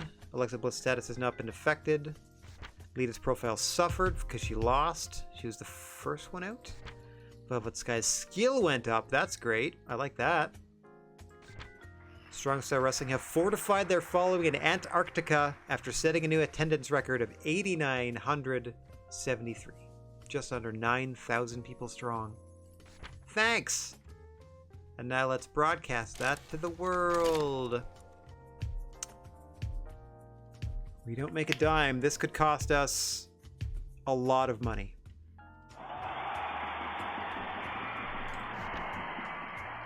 Donated. Oh, wages aren't that bad. It's going to cost us most of our money. Like half of it. Yep. Look at us go. Uh-oh. We might be broke after this pay-per-view. Let's see what happens. Because it's not like I'm not going to do the best I can. What's going on here? We love weapons. We hate cages. Well, I have to reclaim this. Like somebody took it from me, so I got to take it back. So we're going back to Brazil. We're going to Brazil! They love weapons! Vince McMahon has renewed his contract with All American Wrestling and will remain in charge for the next 18 weeks, so congratulations for renewing your own contract. Sting's upset he wasn't used on the last show. Well, you're in the main event of this one. One of. Lance Storm has developed a friendship with Road Dogg of Federation Online. Okay. Bray Wyatt is upset he wasn't on the show. Sorry, buddy. Bobby Roode's profile has suffered from lack of exposure. Okay, hang on. Well, Sting's on the next one already. I can do a Bray Wyatt for you. I can do that. They're going to be on the next. They're on the pay-per-view as well. Oh, okay. We have to negotiate for Austin Aries. So we might not get a Dirty Heels tag match. We might get a Bobby Roode singles. Abyss is back, so he can defend his belts. Mickey James expires next week. Sure. Psychosis has defeated Vampiro to become the new heavyweight champion of Super Lucha Libre, which is their WCW type of faction. That seems fun. Weekend Warriors have ousted Maple Leaf Grappling in Brazil after drawing 8,000 fans. So this is the number we need to get here. Okay. Cult following of 77,000 fans in New Zealand have risen up in support of Weekend Warriors. Poke Apollo has left wrestling school to go to All American Wrestling. The industry will come together this week to stage a special trip. No! No! I mean, I love you, but no! We need the money! This week! In order to stage a special tribute in memory of William Regal, an online poll has identified Aubrey Edwards as the toughest wrestler in the world. Sure. And their Maple Leaf Grappling is the worst. Oh no! We can't afford to do another charity show. Unless we sell some contracts. Austin. Oh no. Let's cut you down to the standard 6-week offer. Or sorry, 6-month offer. Pay me what my future self would earn. Okay, I'll put you up to $3,000 a week. How's that sound? Pardon me that I have health coverage. Yeah, that's usually what I offer people. No problem. How's that? How come you're paying Christian through $300 if this is all I'm worth? He may leave us. How about $1,000? We know I'm worth more than $3,000 a week. How about $2,000 up front? I think he's gonna leave. You know what? I'm gonna make sure of it. Bye, Austin. Okay, so that Dirty Heels no longer exist, so let's change that into... This works out fine. There we go. Rewrote that. Okay, let's check the roster real quick. Oh, this isn't gonna work. William Regal Memorial. I have $47,000 and my okay. Let's take a look at the card. So, good news, it's only 6 matches. Bad news is there's so many people that are going to be mad they're not on the show. Because I'm still putting everything on the line that I was before.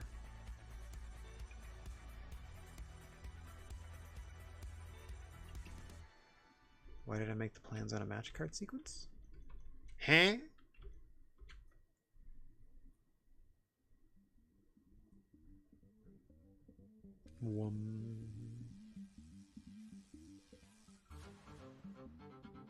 Oh yes, a couple of monkey wrenches for sure.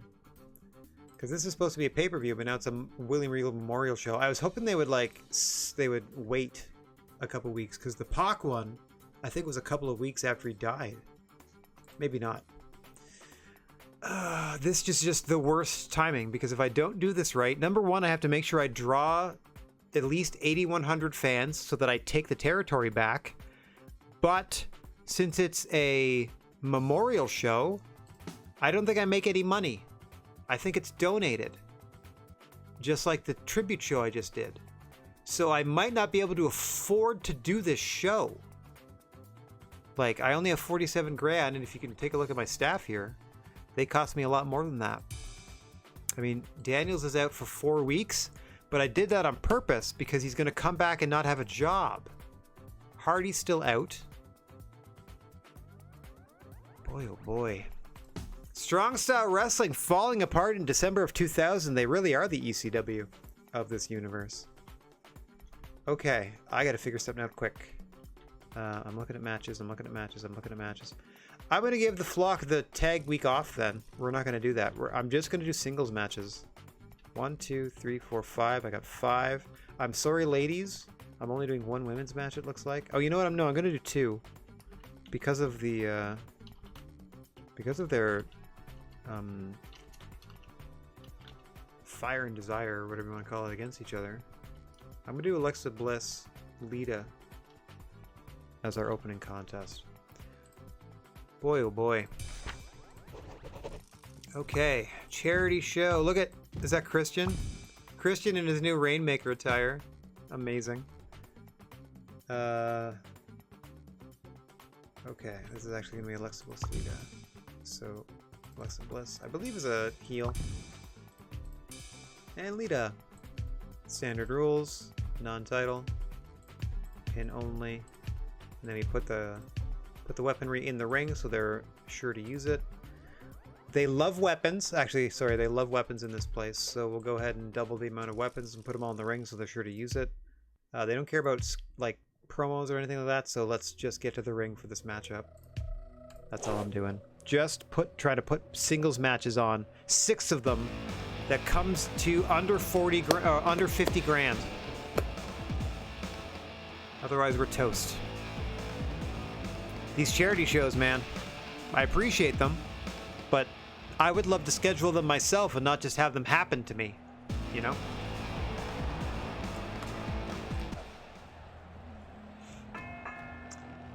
Canceling the December pay-per-view instead of just turning the pay-per-view into a William Regal tribute event is a strange move to me as well. Because, like, I can understand just sending some people to a show that was independently produced because they weren't part of my roster, like the Pac thing, even though I put that show on and he wasn't part of my roster. But William Regal, like, literally died as a result of what happened in, like, in an SSW ring. So I feel like I should have more control over how his memorial show goes. Obviously, a significant portion of any proceeds would go to William Regal's family, but that doesn't mean we shouldn't put on the pay-per-view. We'll go halvesies on any profit. I got no problem with that. Let his family know we cared. I just need enough to, like, get out of this period where I'm either not putting shows on and incurring production cost or like just maintenance cost, and then going into a charity show where I also don't make money and draw a huge crowd and just have to pay everyone out of pocket.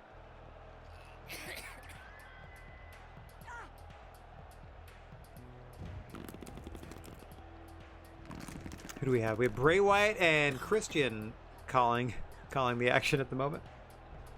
As Lita is definitely slowing things down.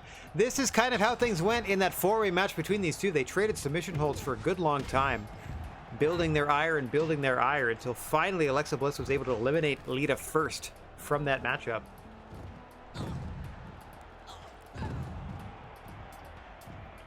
Lita looking for a measure of revenge. Alexa Bliss looking to prove that she was better than Lita in the first place.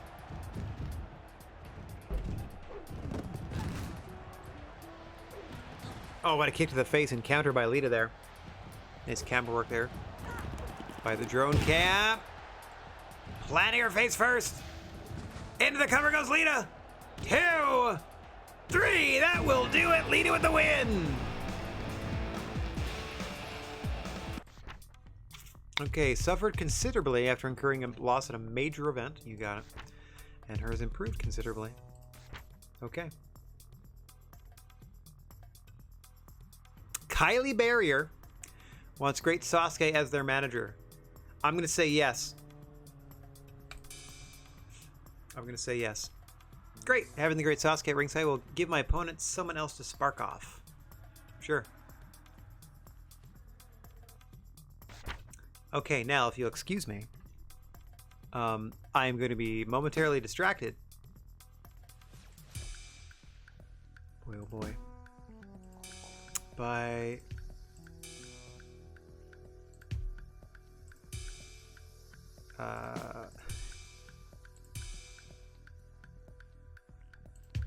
Oh my gosh, that's horrifying. See if I can find the Great Sasuke mask.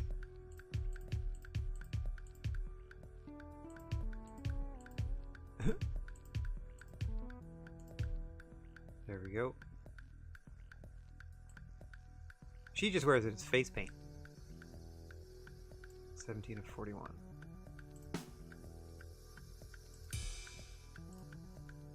Hang on. Casual. Face.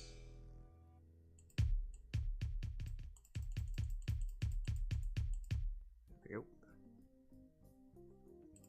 Wait. If I did want to do a mask, it would be what? 9. Oh. Okay. 9 and then 17. Go down to 9. There we go.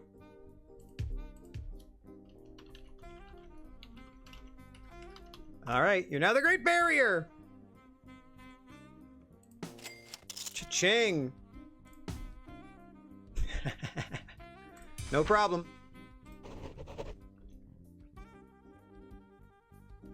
All right. They love weapons. Babyface. In this corner, Roman Reigns. Heel in this corner, Jon Moxley. I feel like I already did number 1. Maybe not. I can't remember. Whatever. Props. They love weapons, as you know. 20 inside the ring. Non-title. Pinfall only. Doesn't need a script. But these guys were former friends.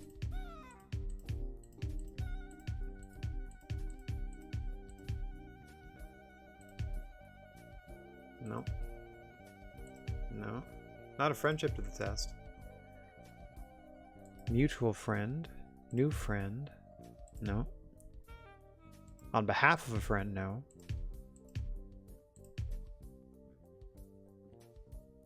Nope. It's not a burden thing. Roman Reigns sends a message to a rival backstage. Jon Moxley threatens to hurt Roman Reigns' loved ones.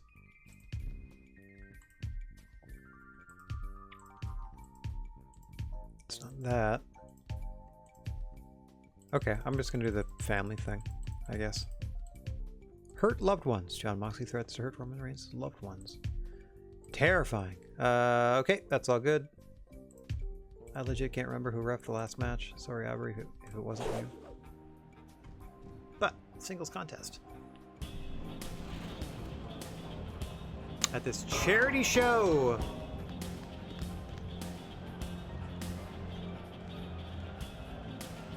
As Rob Van Dam, former world champion of SSW, is at the desk with Aubrey Edwards. We hate cages, says Brazil. That's good, because we're not going to put any matches in cages. They love weapons and hate cages.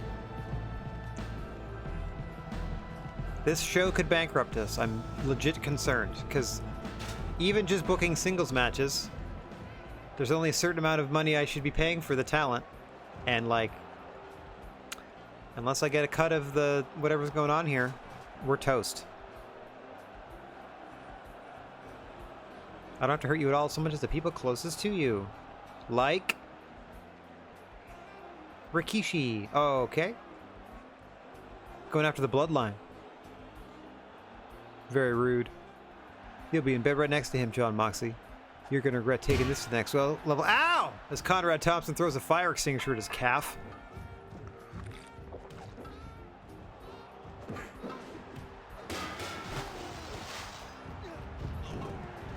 This might be the end of the Empire, everybody. Going out on a William Regal memorial show. We desperately needed that pay-per-view money. It was gonna fix it. Like, we were gonna be perfectly fine. And now we're the biggest company in the world. We're about to go bankrupt. How come we only get money if we run a show? How come I'm not getting money from merchandise if I am the most popular wrestling brand in the world and a third of the world declares me the best around? Nothing ever going to keep me down. Why am I not getting merchandise revenue week to week? Why am I not getting, like, a bunch of, you know, like TV rights fees for these shows I'm putting on? Why is it only in-person attendance when I'm putting on television and pay-per-view? I gotta take a look at these books, because I don't know what's going on. If it would make sense to me if there weren't any television element, but you're literally doing pay-per-view. So, like, there should be in-person audience, there should be pay-per-view audience, and that should be a significant amount of money every time you run one.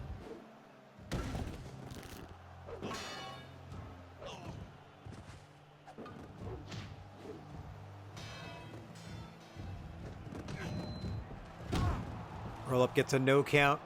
Roman Reigns just tosses Jon Moxley off there. Phrasing!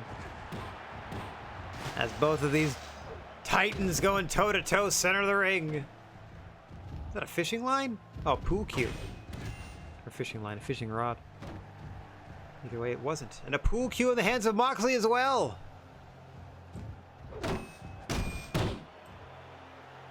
Roman perhaps trying to talk some sense into Moxley. Moxley not hearing any of it. Roman Reigns changing tactics, big belly to belly. Finally dropping the cue is Moxley. There you see the rubber chicken, the signature weapon of Cody Rhodes. Now in the hands of Reigns. What a spear to Moxley! Perhaps the message being sent to the world champion. 1, 2, Roman Reigns with his first win in the promotion. Couldn't have come at a better time.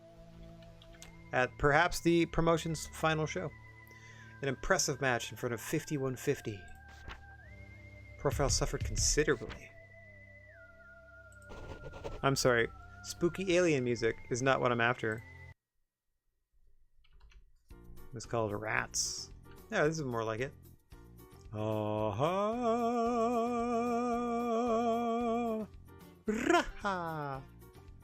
Okay, so contender Samoa Joe, champion of the TVs, Edge. Aubrey can absolutely ref this one. Props. Bunch of weapons. Defend that title.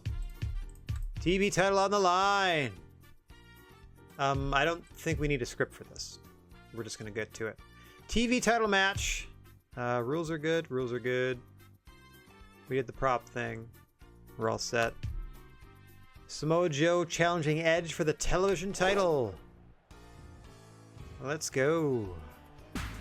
On down to the ring.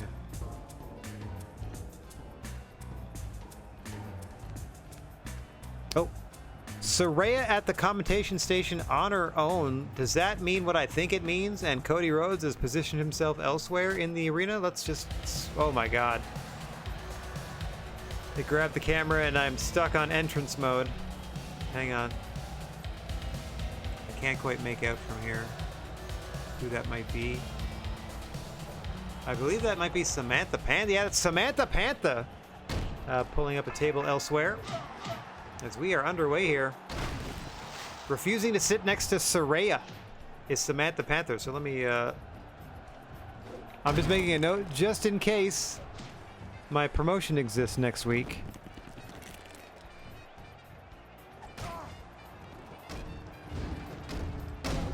Maybe I can do a thing where, like, I can get hired elsewhere. Sorry, I bankrupted the best promotion in the world. It was fun. We were putting on great matches. Entertaining the crowds. Our worldwide appeal was second to none. Our overall approval rating was 99 out of a possible 99. Going shot for shot, chair and luggage. Our Edge and Joe for the TV title, small package, center of the ring. 1. Edge out at 1.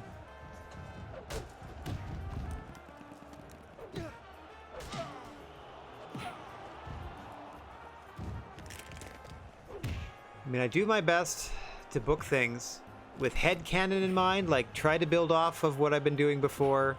I make sure to defend every title at a pay-per-view and like try to defend one belt a week or something like that, or at least have a number one contenders match every week on the TV shows. So there's like stakes. I mean, as much stakes as you can put without any emotional investment in storyline, because it's literally just the physical representation of matches in the ring, you know. Like, I can't layer in all the other stuff. Actually, you know what? Technically, I could, because there is a promo creator mod I could get for this game, so I could technically write promo after promo and do a whole feud. But that is a lot of work for someone who just likes to simulate and commentate. Plus, I have other projects I'm going to be putting that amount of work into as we go on here. Oh, Samoa Joe feeling it here. Could be close to capturing the television title. Deadlift powerbomb. 2, 3, done it. A new television champion has emerged. The King of TV. Samoa Joe. To a rousing fanfare. A wonderful television championship match at the William Regal Memorial Show in front of 5693. I don't think we're going to get it. New TV champ Joe. We're going to have a heck of a second half of the card to pull out the 8100 we need. Okay, time for...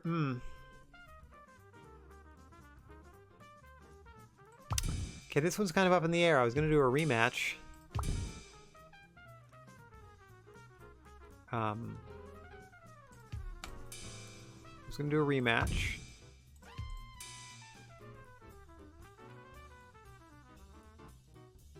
Oh, you know what would be funny?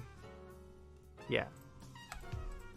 Samoa Joe immediately books a number one contendership match as the champion. Would be hilarious. And so that's exactly what we're doing. He comes out for the very next match. And is like, sweet. So now this is now a number one contender TV match. TV. Sorry. Number one seed TV. Can't even make a Reverend Devon. So again, if we survive, winner gets Samoa Joe. In this arena with a lot of weapons in it. Yeah! Amazing. Here we go!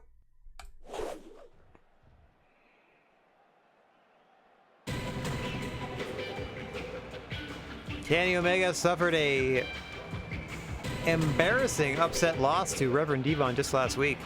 Reverend Devon on a singles tear since shedding their tag team partner and adopting this new persona. Samoa Joe, our newly crowned television champion, back out immediately to referee the following contest and put number one contendership to his newly won television title on the line immediately. Had just enough time for a quick shower, get dried off, and get in these ref clothes. He's still all warm for being like working. Like, his body is still active right now. All right, we're gonna skip this as fast as we can. There we go. Title shot to the winner. Sabu and Aubrey Edward at the desk.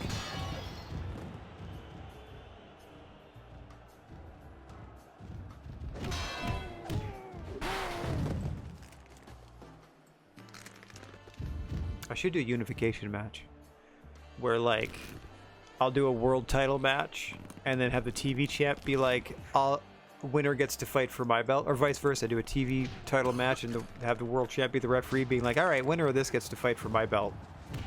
See if we can't unify them.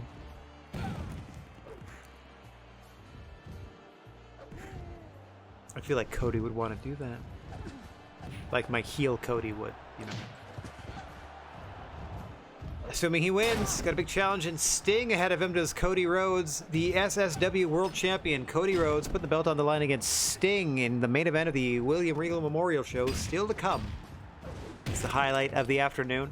We're going to run this card, and then I got some business to attend to because I feel like my promotion is going to run out of money, and we're going to figure things out. Tour of the Islands by Reverend Devon!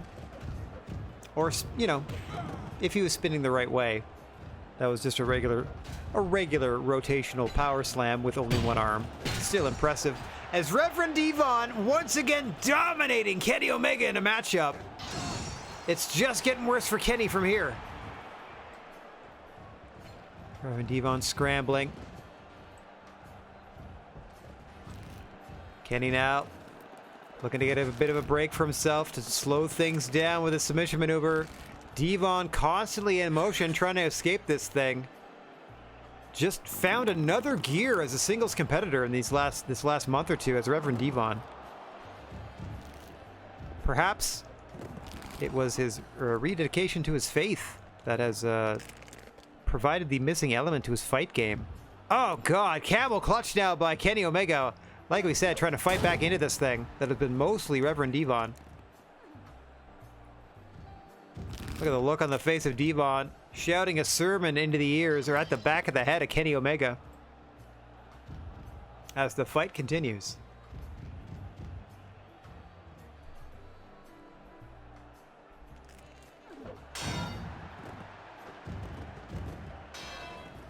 I had a bunch of stuff planned for the pay-per-view. I was going to do like a mixed tag team match because we haven't done one of those ever.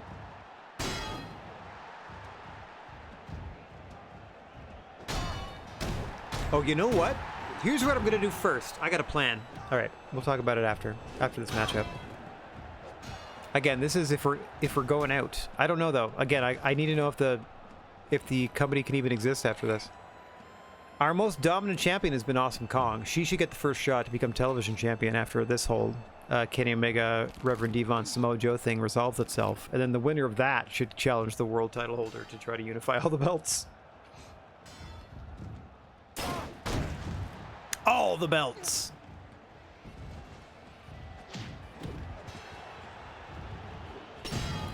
But over goes Kenny onto the shovel. Devon once again fully in command of this one, just kind of toying with Kenny Omega. Oh, cracking that crotch over his head. As Samoa Joe, our reigning television champion, been champion for, well, let's take a look at the clock here, been champion for about 4:47, like a minute longer than this match started.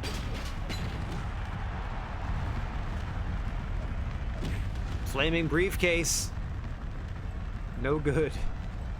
Denied. The use of the flaming briefcase denied by Reverend Devon. Looking to crown himself #1 contender to Samoa Joe's television championship if he can find a knockout blow.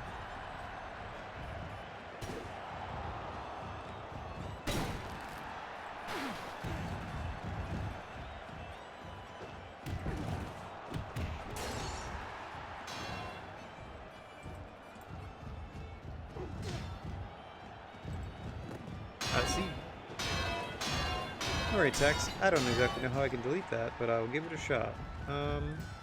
Where are my mod tools? This is fun. Oh dear.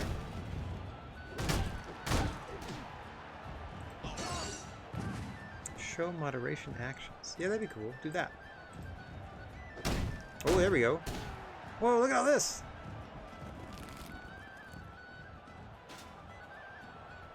1 second. There we go. Well, that's fun. I'm gonna leave those up. Yeah, no problem. Thanks for letting me figure out where the moderation icons are. Now that they're there all the time, I can quickly Wow, look at that. I can time me out. I can warn you. I can delete your messages. I can ban you. That's handy. Not that I would do that to you. You've always been behaving yourself. But I mean, that's good to know. Nice. Devon into the cover. A sure pinfall for Reverend Devon, the new #1 contender to Samoa Joe's championship title. Samoa Joe versus Devon for the TV belt. Added to my notes. Promo's always the same. So we're just kind of skipping it. He just made the biggest mistake. Kenny Omega got to go home and really reconsider things after this. 2 substantial losses to Reverend Devon, who, to his credit, as the wrestling review shows us, wrestled a perfect match in less than 6 minutes. His strength went up. Why is his strength so low? Everything else is good. Interesting. Must have had an injury that affected it. Okay. Is it semi-main time? Let me go back a little bit. Yep, semi-main event time. Okay. Time to put the Men's World Championship on the line. Our contender, Sting. Our champion, Cody Rhodes. Rule set. This is going to be a best of 3 falls matchup. 3 falls in the ring. He's defending the belt. We are cranking up the amount of weapons inside the ring. We are adding a little bit of extra furniture, as you do. And since this is a title fight, we are having the referee announce. There we go. Starting with... I think you start with Cody and then go to Sting if you do that. Okay.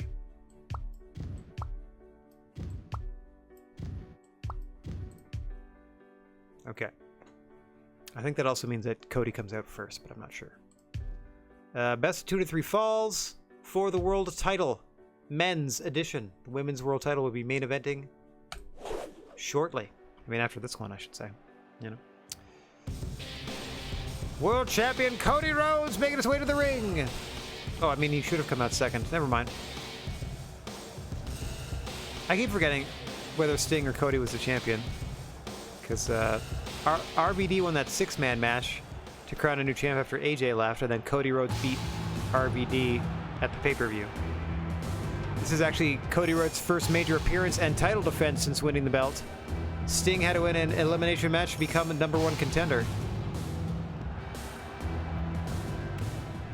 Against a couple of fighters. I think Daniels may have been in that. Welcome to the championship best of 3 match. Here's how it go.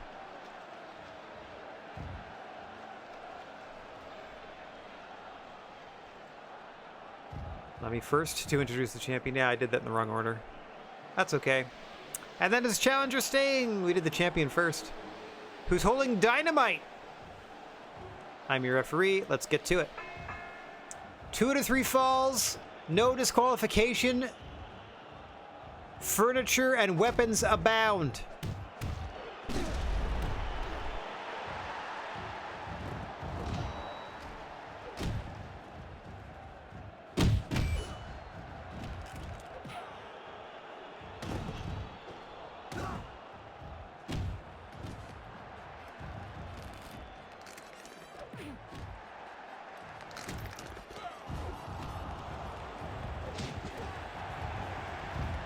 Oh, big gorilla press slam! Thought he was going to do it onto the deck of that skateboard. Back slide by Sting, gets a 1 count on your reigning champion Cody Rhodes. I'm letting the drone cam do its own thing, just to give myself a bit of a break. Except now that they're outside of the ring, I got to swivel it around here as they go toe to toe, face to face, punch for punch. #1 contender Sting and champion Cody Rhodes. Oh, what another big press slam by the challenger Sting. Looking to become world champion of SSW on perhaps our final show. Oh, keep that stack of money. We need it. Grab that money. Grab it. Right there on the ring apron. Sting, just turn around. Just turn to your right. Yeah, right there on the way in. Oh, we need it so bad. Or consider that your pay for the day. Save us the money. An unexpected charity and then memorial show back to back is going to bankrupt us, I do believe. But it looks like we're going out on top as the best promotion in the world. Unless we get a mysterious donation or anything else happens. I still don't understand why, like, week to week we don't get merchandise money, television revenue, you know, or like, you know what I mean? Like television rights fees, ad revenue. It's just in-person attendance through which I need to pay for everyone's salary and production cost. Sting! With the backbreaker gets the first fall! And now the adrenaline is flowing for the potential world champion into a second cover. 1, 2, he's done it! Sting is your champion! In 2.5 minutes, and it was 3.5 stars, because that's a perfect Cody Rhodes match. A compelling 2 out of 3 falls match that he won 2 falls to nothing. Dropped after losing the title. Strong Style Wrestling as dislodged Weekend Warriors in Brazil after setting there. We got Brazil back. We're the most popular promotion in 35% of territories in the world. We are the #1 brand by a mile. And we're about to lose all that money. Look at that. If we worked everyone on the show, it would cost us $132,000. We have 47 grand. We're not making a dime off this show because it's a memorial card. After a charity show that I just paid 80-some thousand for. So we're toast. Like, we're toast after this. Okay, but we're going out with a bang. Holly Holm just became number one contender to Awesome Kong and her women's championship. And that's how we're going out. In another 2 out of 3 falls match. Let's see if this one is also 2 straight falls. Because the other one was so quick is why I'm okay doing it again. So soon. 24 weapons in the ring. A ton of furniture around the ring. And our big main event gets a introduction from the referee, Aubrey. Yeah, so rules are good. Best of 3, doodly doodly doo. Cast is good. Script is good. We're ready to roll. Main event of the afternoon. And then we have some, whoa, 9,800 people. Look at us go. Main event of the afternoon. And then we have to work on whether or not we exist after this. I'm so worried that it's just going to be like, nicely done. You don't have any money left. You lose. As Samantha Pantha and the great Sasuke are at ringside. Samantha Pantha and the great Sasuke not affiliated, but great Sasuke, the new manager of the mysterious female competitor known as the Great Barrier, who we might see in this matchup as a run-in. Wink. Almost immediately, perhaps.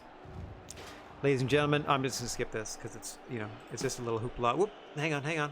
I can't do interference yet. That's not a match. Holly Holm. Awesome Kong.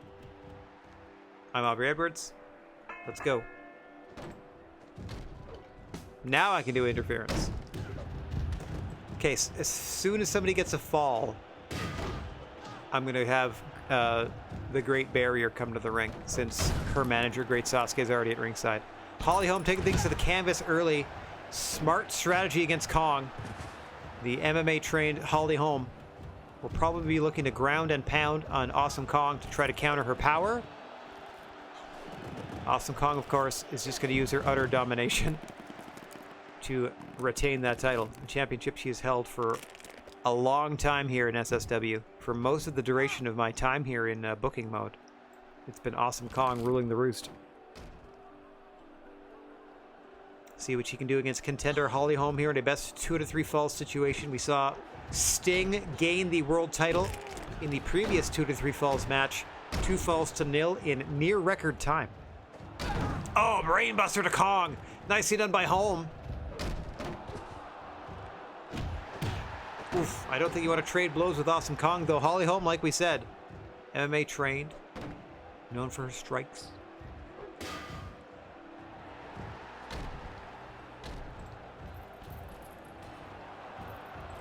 Well, that's fun. Didn't know I could do that. Whoops. And it's got like an auto number. I thought it would bring up a little window. I didn't ban them, I timed them out.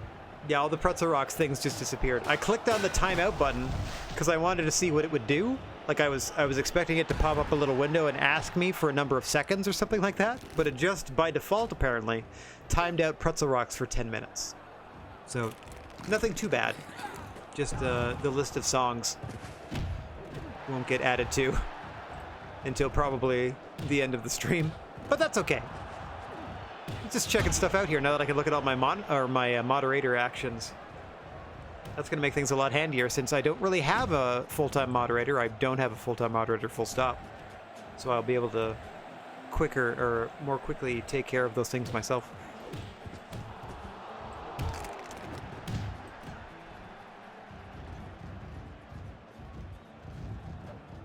Into the electric chair by Kong. She's got her up. Oh, drops her into a pin. Beautifully done. Two. Kind of a version of the Ocean Cyclone. Ended up dropped into a, like a waist grab German. Oof. Oh no! An air explosion. Home sent out to the floor, clutching at her face. Blood everywhere. Kong's already back to her feet. Has a new present. That large gift yet to be unwrapped. Still looking for the first fall in this contest as Aubrey Edwards looks like she's going garage sale shopping. Another one count on a German suplex attempt. Holly Holm, the worst for wear in this one. The champion Awesome Kong also feeling the effects of the matchup, just kind of smothering Holly Holm at this point to try to maintain her advantage as she recovers from that explosion that the two of them were caught up in. Slowing things down with some submission work. Not going to win the contest, but it's going to grind down your opponent. Possibly knock them unconscious for a pinfall attempt. Or render them unconscious. They don't exactly get knocked.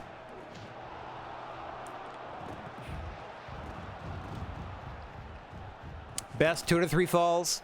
Awesome Kong's Women's Championship on the line in the main event of the William Regal Memorial Show against #1 contender Holly Holm.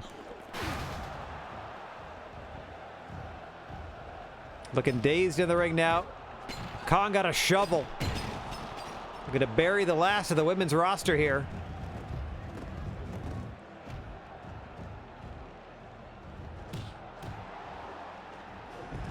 Oh, choke bomb. Over the ropes, to the apron, and then spilling out to the floor. Messily done by both Holm and Awesome Kong. Like no regard for her opponent's safety in that maneuver from Kong. Just tossed her over the ropes, and whatever happened, happened. Powerbomb countered! Holm striking away! Oh, gets kicked off by Kong aggressively. Now she's got the ring bell. Into a cover. 1, 2. No! Holm out before the count of 3. Still looking for the first fall. Kind of spread her weight to counter that German attempt from Kong. Nice go behind, smothering her once again. Holm able to counter. She's got Kong stuck in the corner. Full mount, but only briefly for Holly Holm. Trying to slow things down once again. Anaconda Vice applied to the women's champion Awesome Kong in front of this capacity crowd.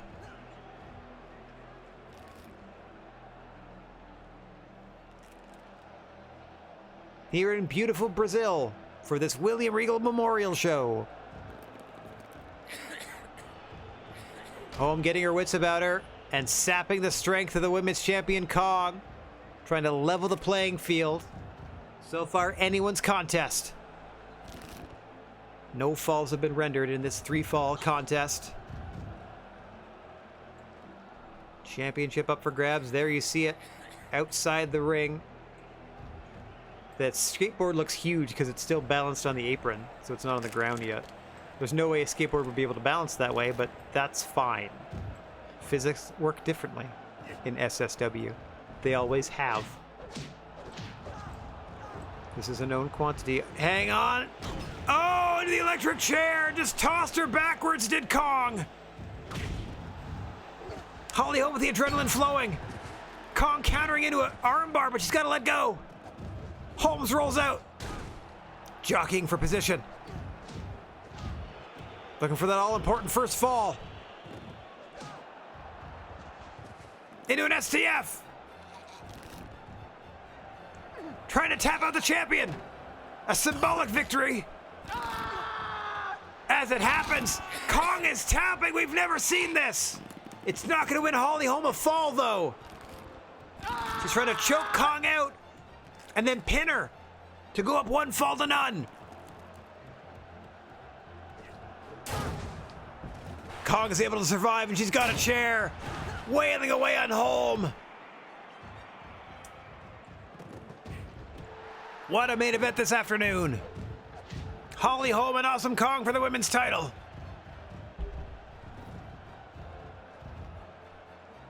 An absolutely symphonic experience.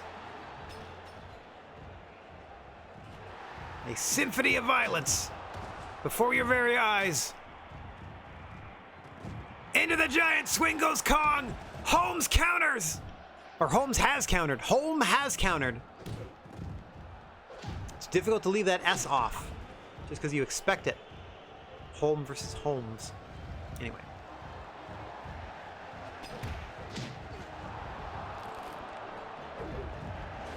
Counter to the backdrop. Kong into the cover. 1, 2. Holm out at 2. Slow count from Bobby Edwards, I've noticed. Perhaps just for this matchup. Now to a crossface by Holm. Kong counters that. Holm's turn to tap.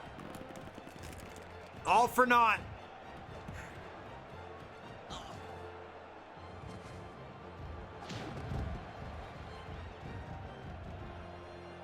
Holmes telling Kong to bring it on. She grabs a chair. Holm perhaps looking for that luggage or something in the corner.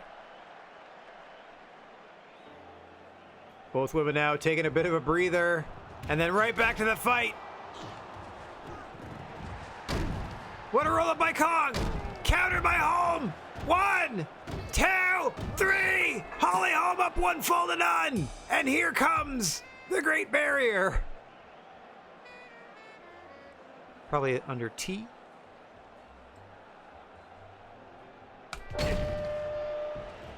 Another roll by Kong. Looking to even things up. 2. No. What a slow count. When Kong has the advantage versus when Holm does. What is going on here, Aubrey?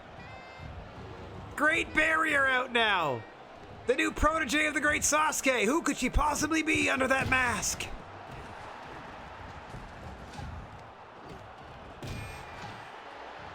In unrelated news, Kylie Barrier didn't show up for work today, and we're concerned about her whereabouts. As he's looking to attack Holly Holm. Great Barrier on the side of Awesome Kong in this one. Gorilla press, down goes Holm. Champion down 1 fall to none. Trying to even things up. When was the last time we talked about Awesome Kong being at a disadvantage? Has it ever happened in SSW? I think she's got like a 1-loss record for us as a promotion. She is 1 fall away from losing her belt in the main event of the William Regal Memorial Show.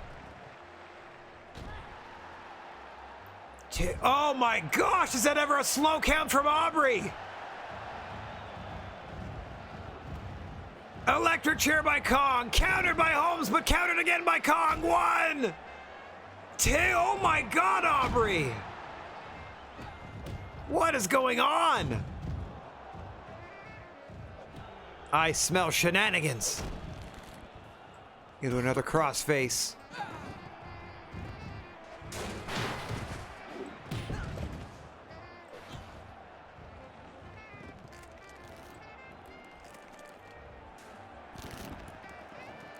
Oh wait, Aubrey's a heel, I think. I remember her turning heel at some point and I was like, that's fine, whatever, you're a ref, it doesn't matter. Maybe that's it. Kong, your babyface champion. She's like, what on earth was that? A corkscrew spear in the middle of the ring. Kong with a roll up. 1, 2, 3. We should be tied at 1. Calamity in the main event.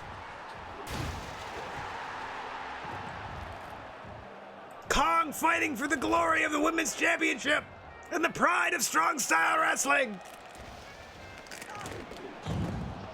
Hey, what's going on, Chip Hazard? We are 11 and a half minutes deep into a ridiculous main event. 2 out of 3 falls. Holly Holm challenging Awesome Kong. Somehow up 1 fall to 0. Great Sasuke's new protege, the Great Barrier, interfering on Kong's behalf, and she still can't even things up because referee Aubrey Edwards is slow counting every attempt by Awesome Kong. Giant swing and Holm goes out to the floor. Kong throws her at the Great Barrier. Double stop to the back of the head. Hey, what's up, Pretzel Rocks? Welcome back. Now a giant swing on the floor. Holmes is out. Get her in the ring, Kong.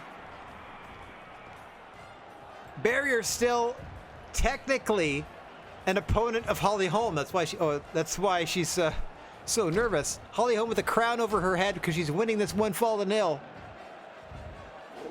Oh, double sub off the apron, and then a standing one. Kong is furious to be at a deficit in this matchup. Oh, release driven on the floor.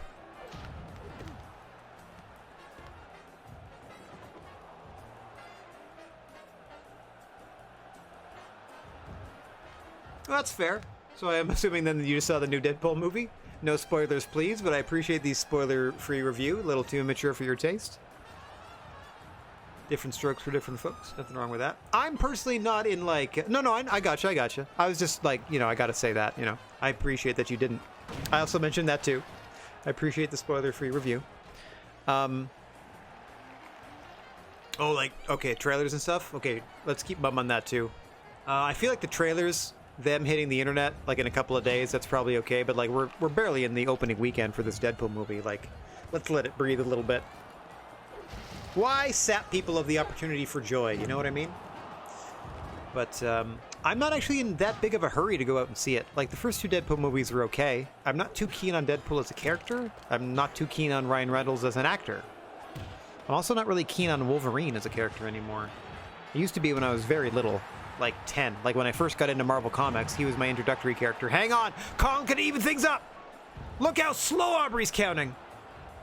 Honestly, just comparing it to the first 2? Yeah, fair enough. Well, they kind of like found things that quote-unquote worked for them, right? Oh, the first 2 to have the trailers work. Got it. 1. World's strongest slam by Kong! And she is even things at 1 apiece! Finally!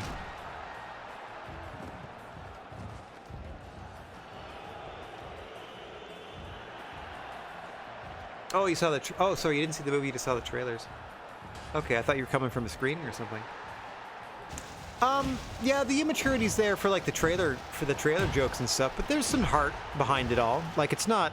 There's a reason they're getting the 3rd one made. Like, the first 2 did really well. And if it was just dick and fart jokes, there's a lot of different places you can get those. Yeah, the biggest thing that I don't like about Deadpool is that I think it's really difficult to successfully pull off a character that breaks the 4th wall.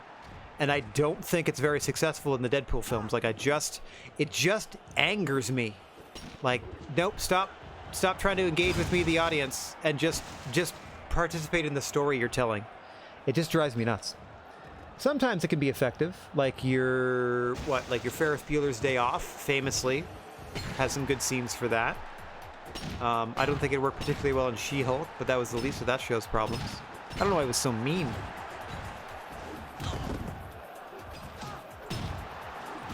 Oh my god, Kong going wild here, trying to defend her title.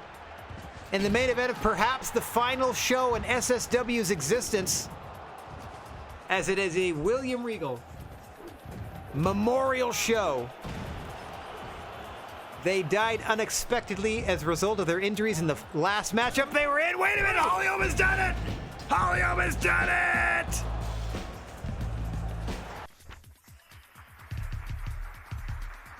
Hollyholm is the new champion! We have a new world and new women's champion to end the show!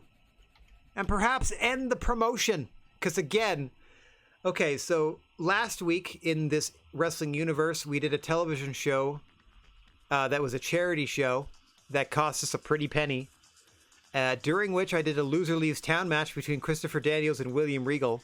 Christopher Daniels lost the match, so he's, dang, that's rude. Well, there's only one way to counter that, or the best way to counter that is to somebody throw a subscription Chip's way.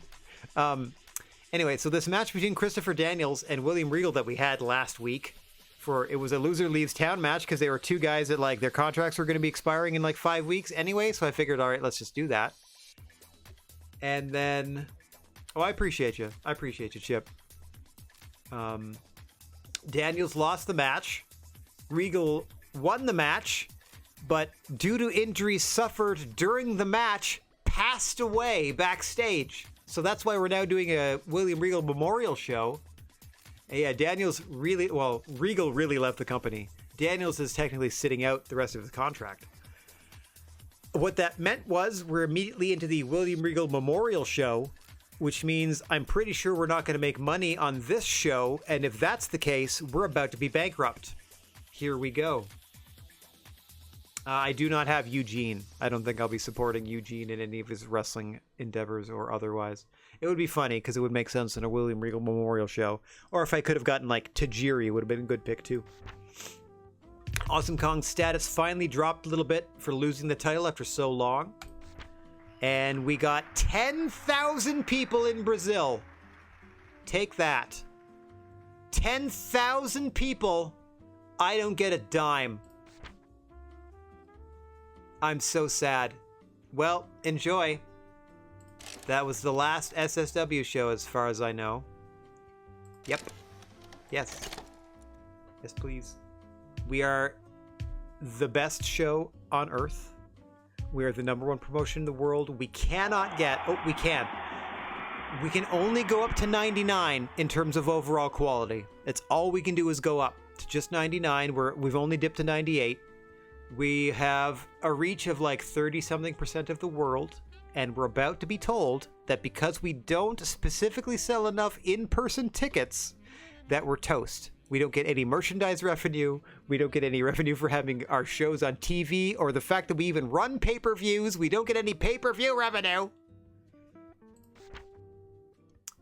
We're toast because we put a show on.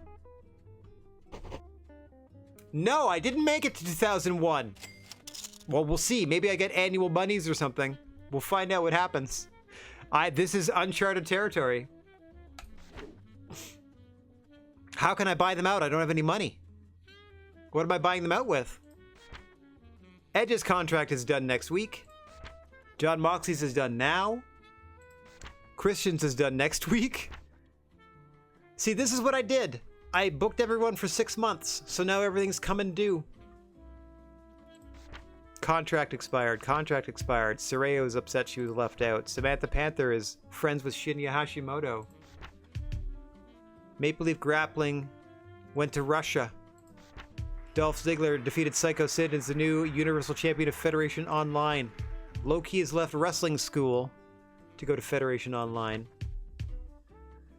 An online poll has identified Conrad Thompson, that's me, the character I'm currently portraying, as the most skillful wrestler in the world. Alright, John Moxley, let's negotiate with money we don't have. Pay them in PB&Js. It's going to be hot dog and handshake time. Expected to work several times a show. Heck no. 6 months. Guaranteed. You don't have $2,900 to pay me. Everyone knows you're bankrupt. No one's going to resign with me because they know I'm bankrupt. So I'm about to lose a bunch of people. Yeah. I'm not even going to bother. I'll try it. Exactly what you had before. You don't have any money. You're bankrupt. we're not re-signing. Your contract has expired, Velvet Sky. I'm not even going to bother because I don't have any money.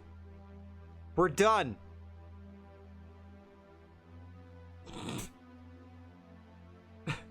Mod would have to say yes all the time. That'd be great. I would give everybody $100 a month. I mean, I wouldn't, but that'd be interesting. No show this week. You can offer them 0. Still the biggest promotion in the world. Cost us 12 grand to exist. 34 grand in the hole. Look at this. All of North America. All of South America. Antarctica. Parts of Europe and Asia. Or parts of Asia, that's nothing out of Europe. Oh, my brain. We love fire and we hate finishers.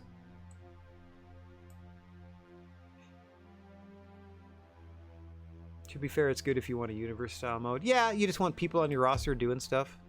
That's fair. We're going to Greenland. Coco Beware has been released by All American Wrestling. Sting has developed a friendship with the Mountie. Jeff Hardy's back. Raven's contract's gone. I can't afford Raven, so there goes one half of our tag team champs. Alexa Bliss's attitude's gotten better. Lucha Libre is now the second. Or sorry, Psychosis became world champion and Super Lucha Libre's ratings went even lower. They're now the worst in the world.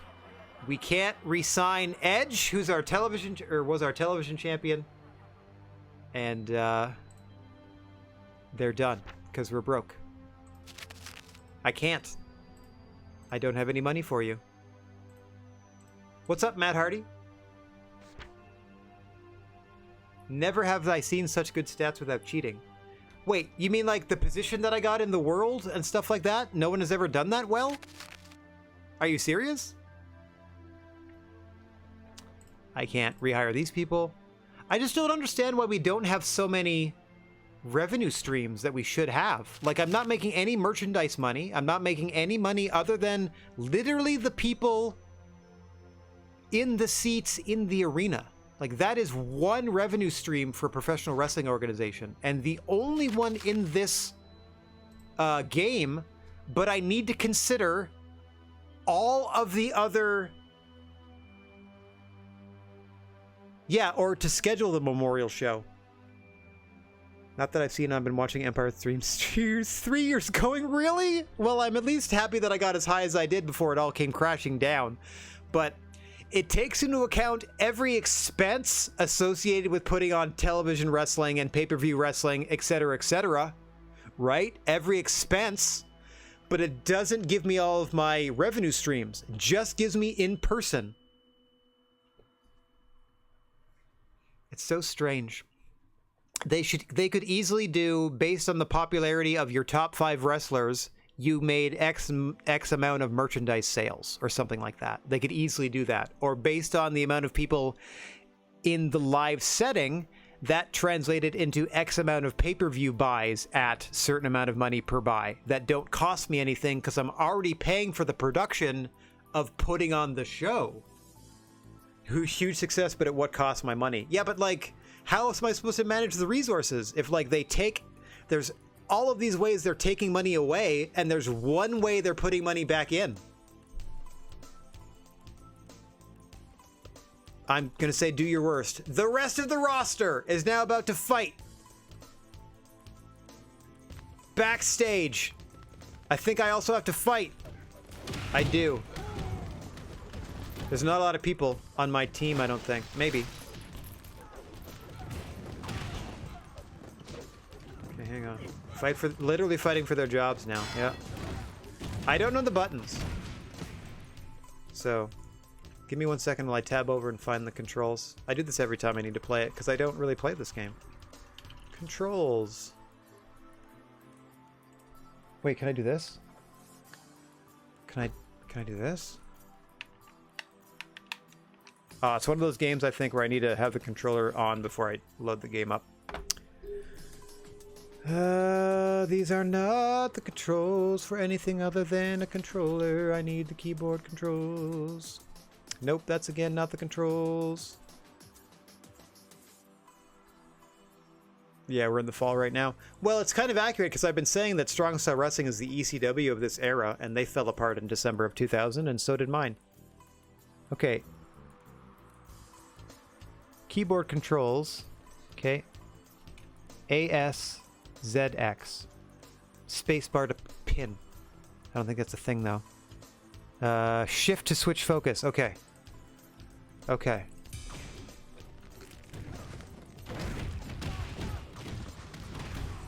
Staying here on my team. Oh, Dusty! Oh, Dusty! I beat up your son and I'm gonna beat you up! Wait, where's Corny? Oh, that's Moolah, huh? So this is the backstage brawl. I think it just happens until they, like, somebody runs out of all their health. I guess that's how you get eliminated. Oh, I'm getting toasted. I'm getting roasty toasted. Get up! Get up! Oh, I'm really glad I don't actually play this game. Yikes. Get out of the way? Like, first off, the camera is terrible. I'm way in the back here. Oh, Cornette's gone. Moolah's gone. There, now we got 7 on 5. Now we have the advantage at least. Dave Schultz.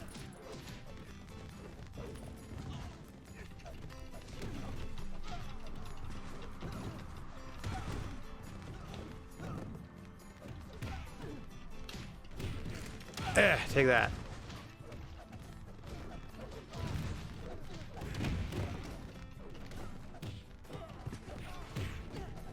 Rawr! Just wailing on him as much as I can. Just simple offense.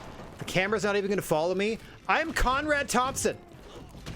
I should be a focal point of this matchup as the human character in it, and they're not even doing that. They're just giving me a camera in the middle of the arena. That's it. That is wild to me. Who's this over here? You piece of garbage. Who's this hunk of crap? Get out of here with this nonsense. Who's this guy? Get him out of here. Switch it to on you. Oh, can I do that? There we go. Jeepers. When there's a player in the game, that should probably just be the default. I like that there's options, but I wish the game itself were a little smarter. Brother Love's gone. They're down to 4. Kamala.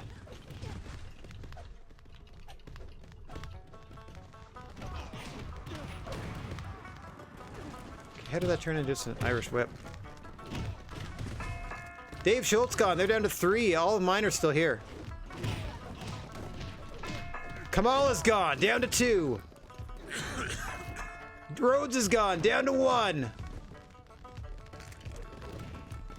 7 on 1. Who's left? Federico Fischer. Maybe. Oops, I'm sorry. I don't want to turn on sticky keys. I'm just trying to find the... This guy?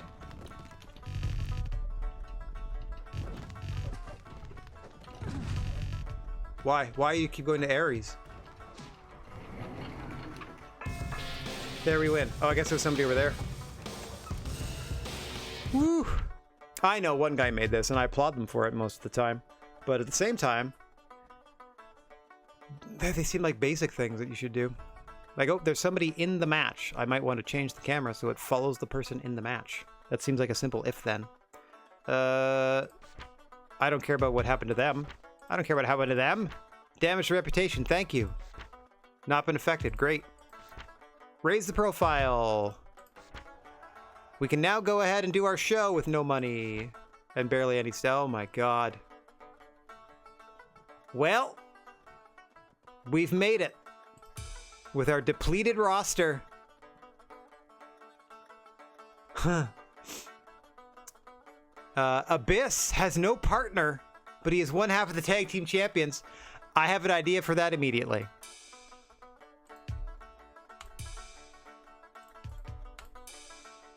Welcome in the new flock. Which is strange because Raven, yeah, I know the song's great. Raven still has our tag belt. So I don't know if that means I think we have to crown new ones. What a tune to go out on. It's not going to get any better than that. So that is it. Okay, keyboard controls. Da, da, da, da, da, da. What? There's a slow motion button? Oh boy. Referee duties. Spacebar. Hang on. The PC version may detect any official Xbox or PlayStation controllers detected. Sort of. Sort of. Hang on. Maybe I can do that in options.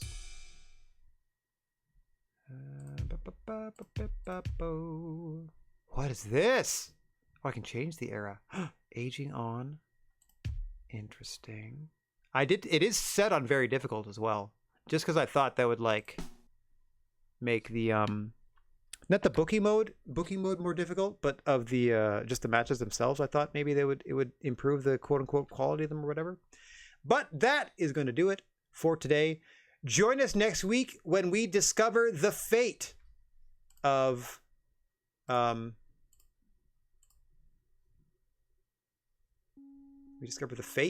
Strong Style Wrestling.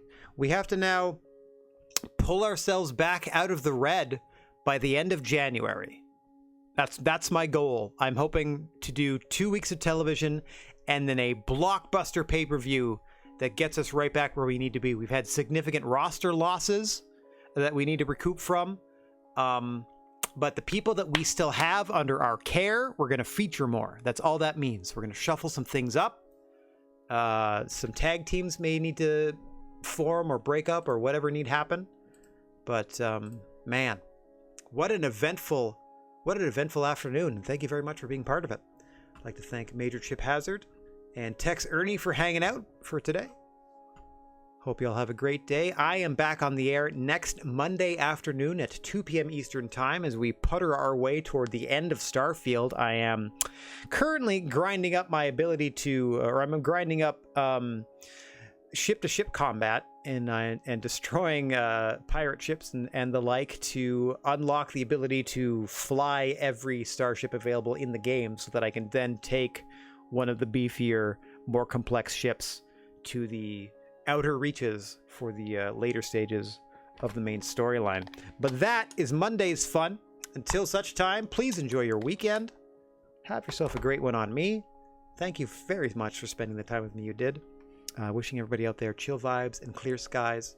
If you happen to find yourself with a plethora of positive energy, please share it if you can spare it. And don't forget about your old pal, the Silent G, saying so long for now. Let's go find somebody to spread a little love to on our way out of here. There we go. Let's go say howdy. And bid everyone adieu. Hope you all have a great weekend. Hope to see you Monday afternoon for some Starfield. Ta-ta until then.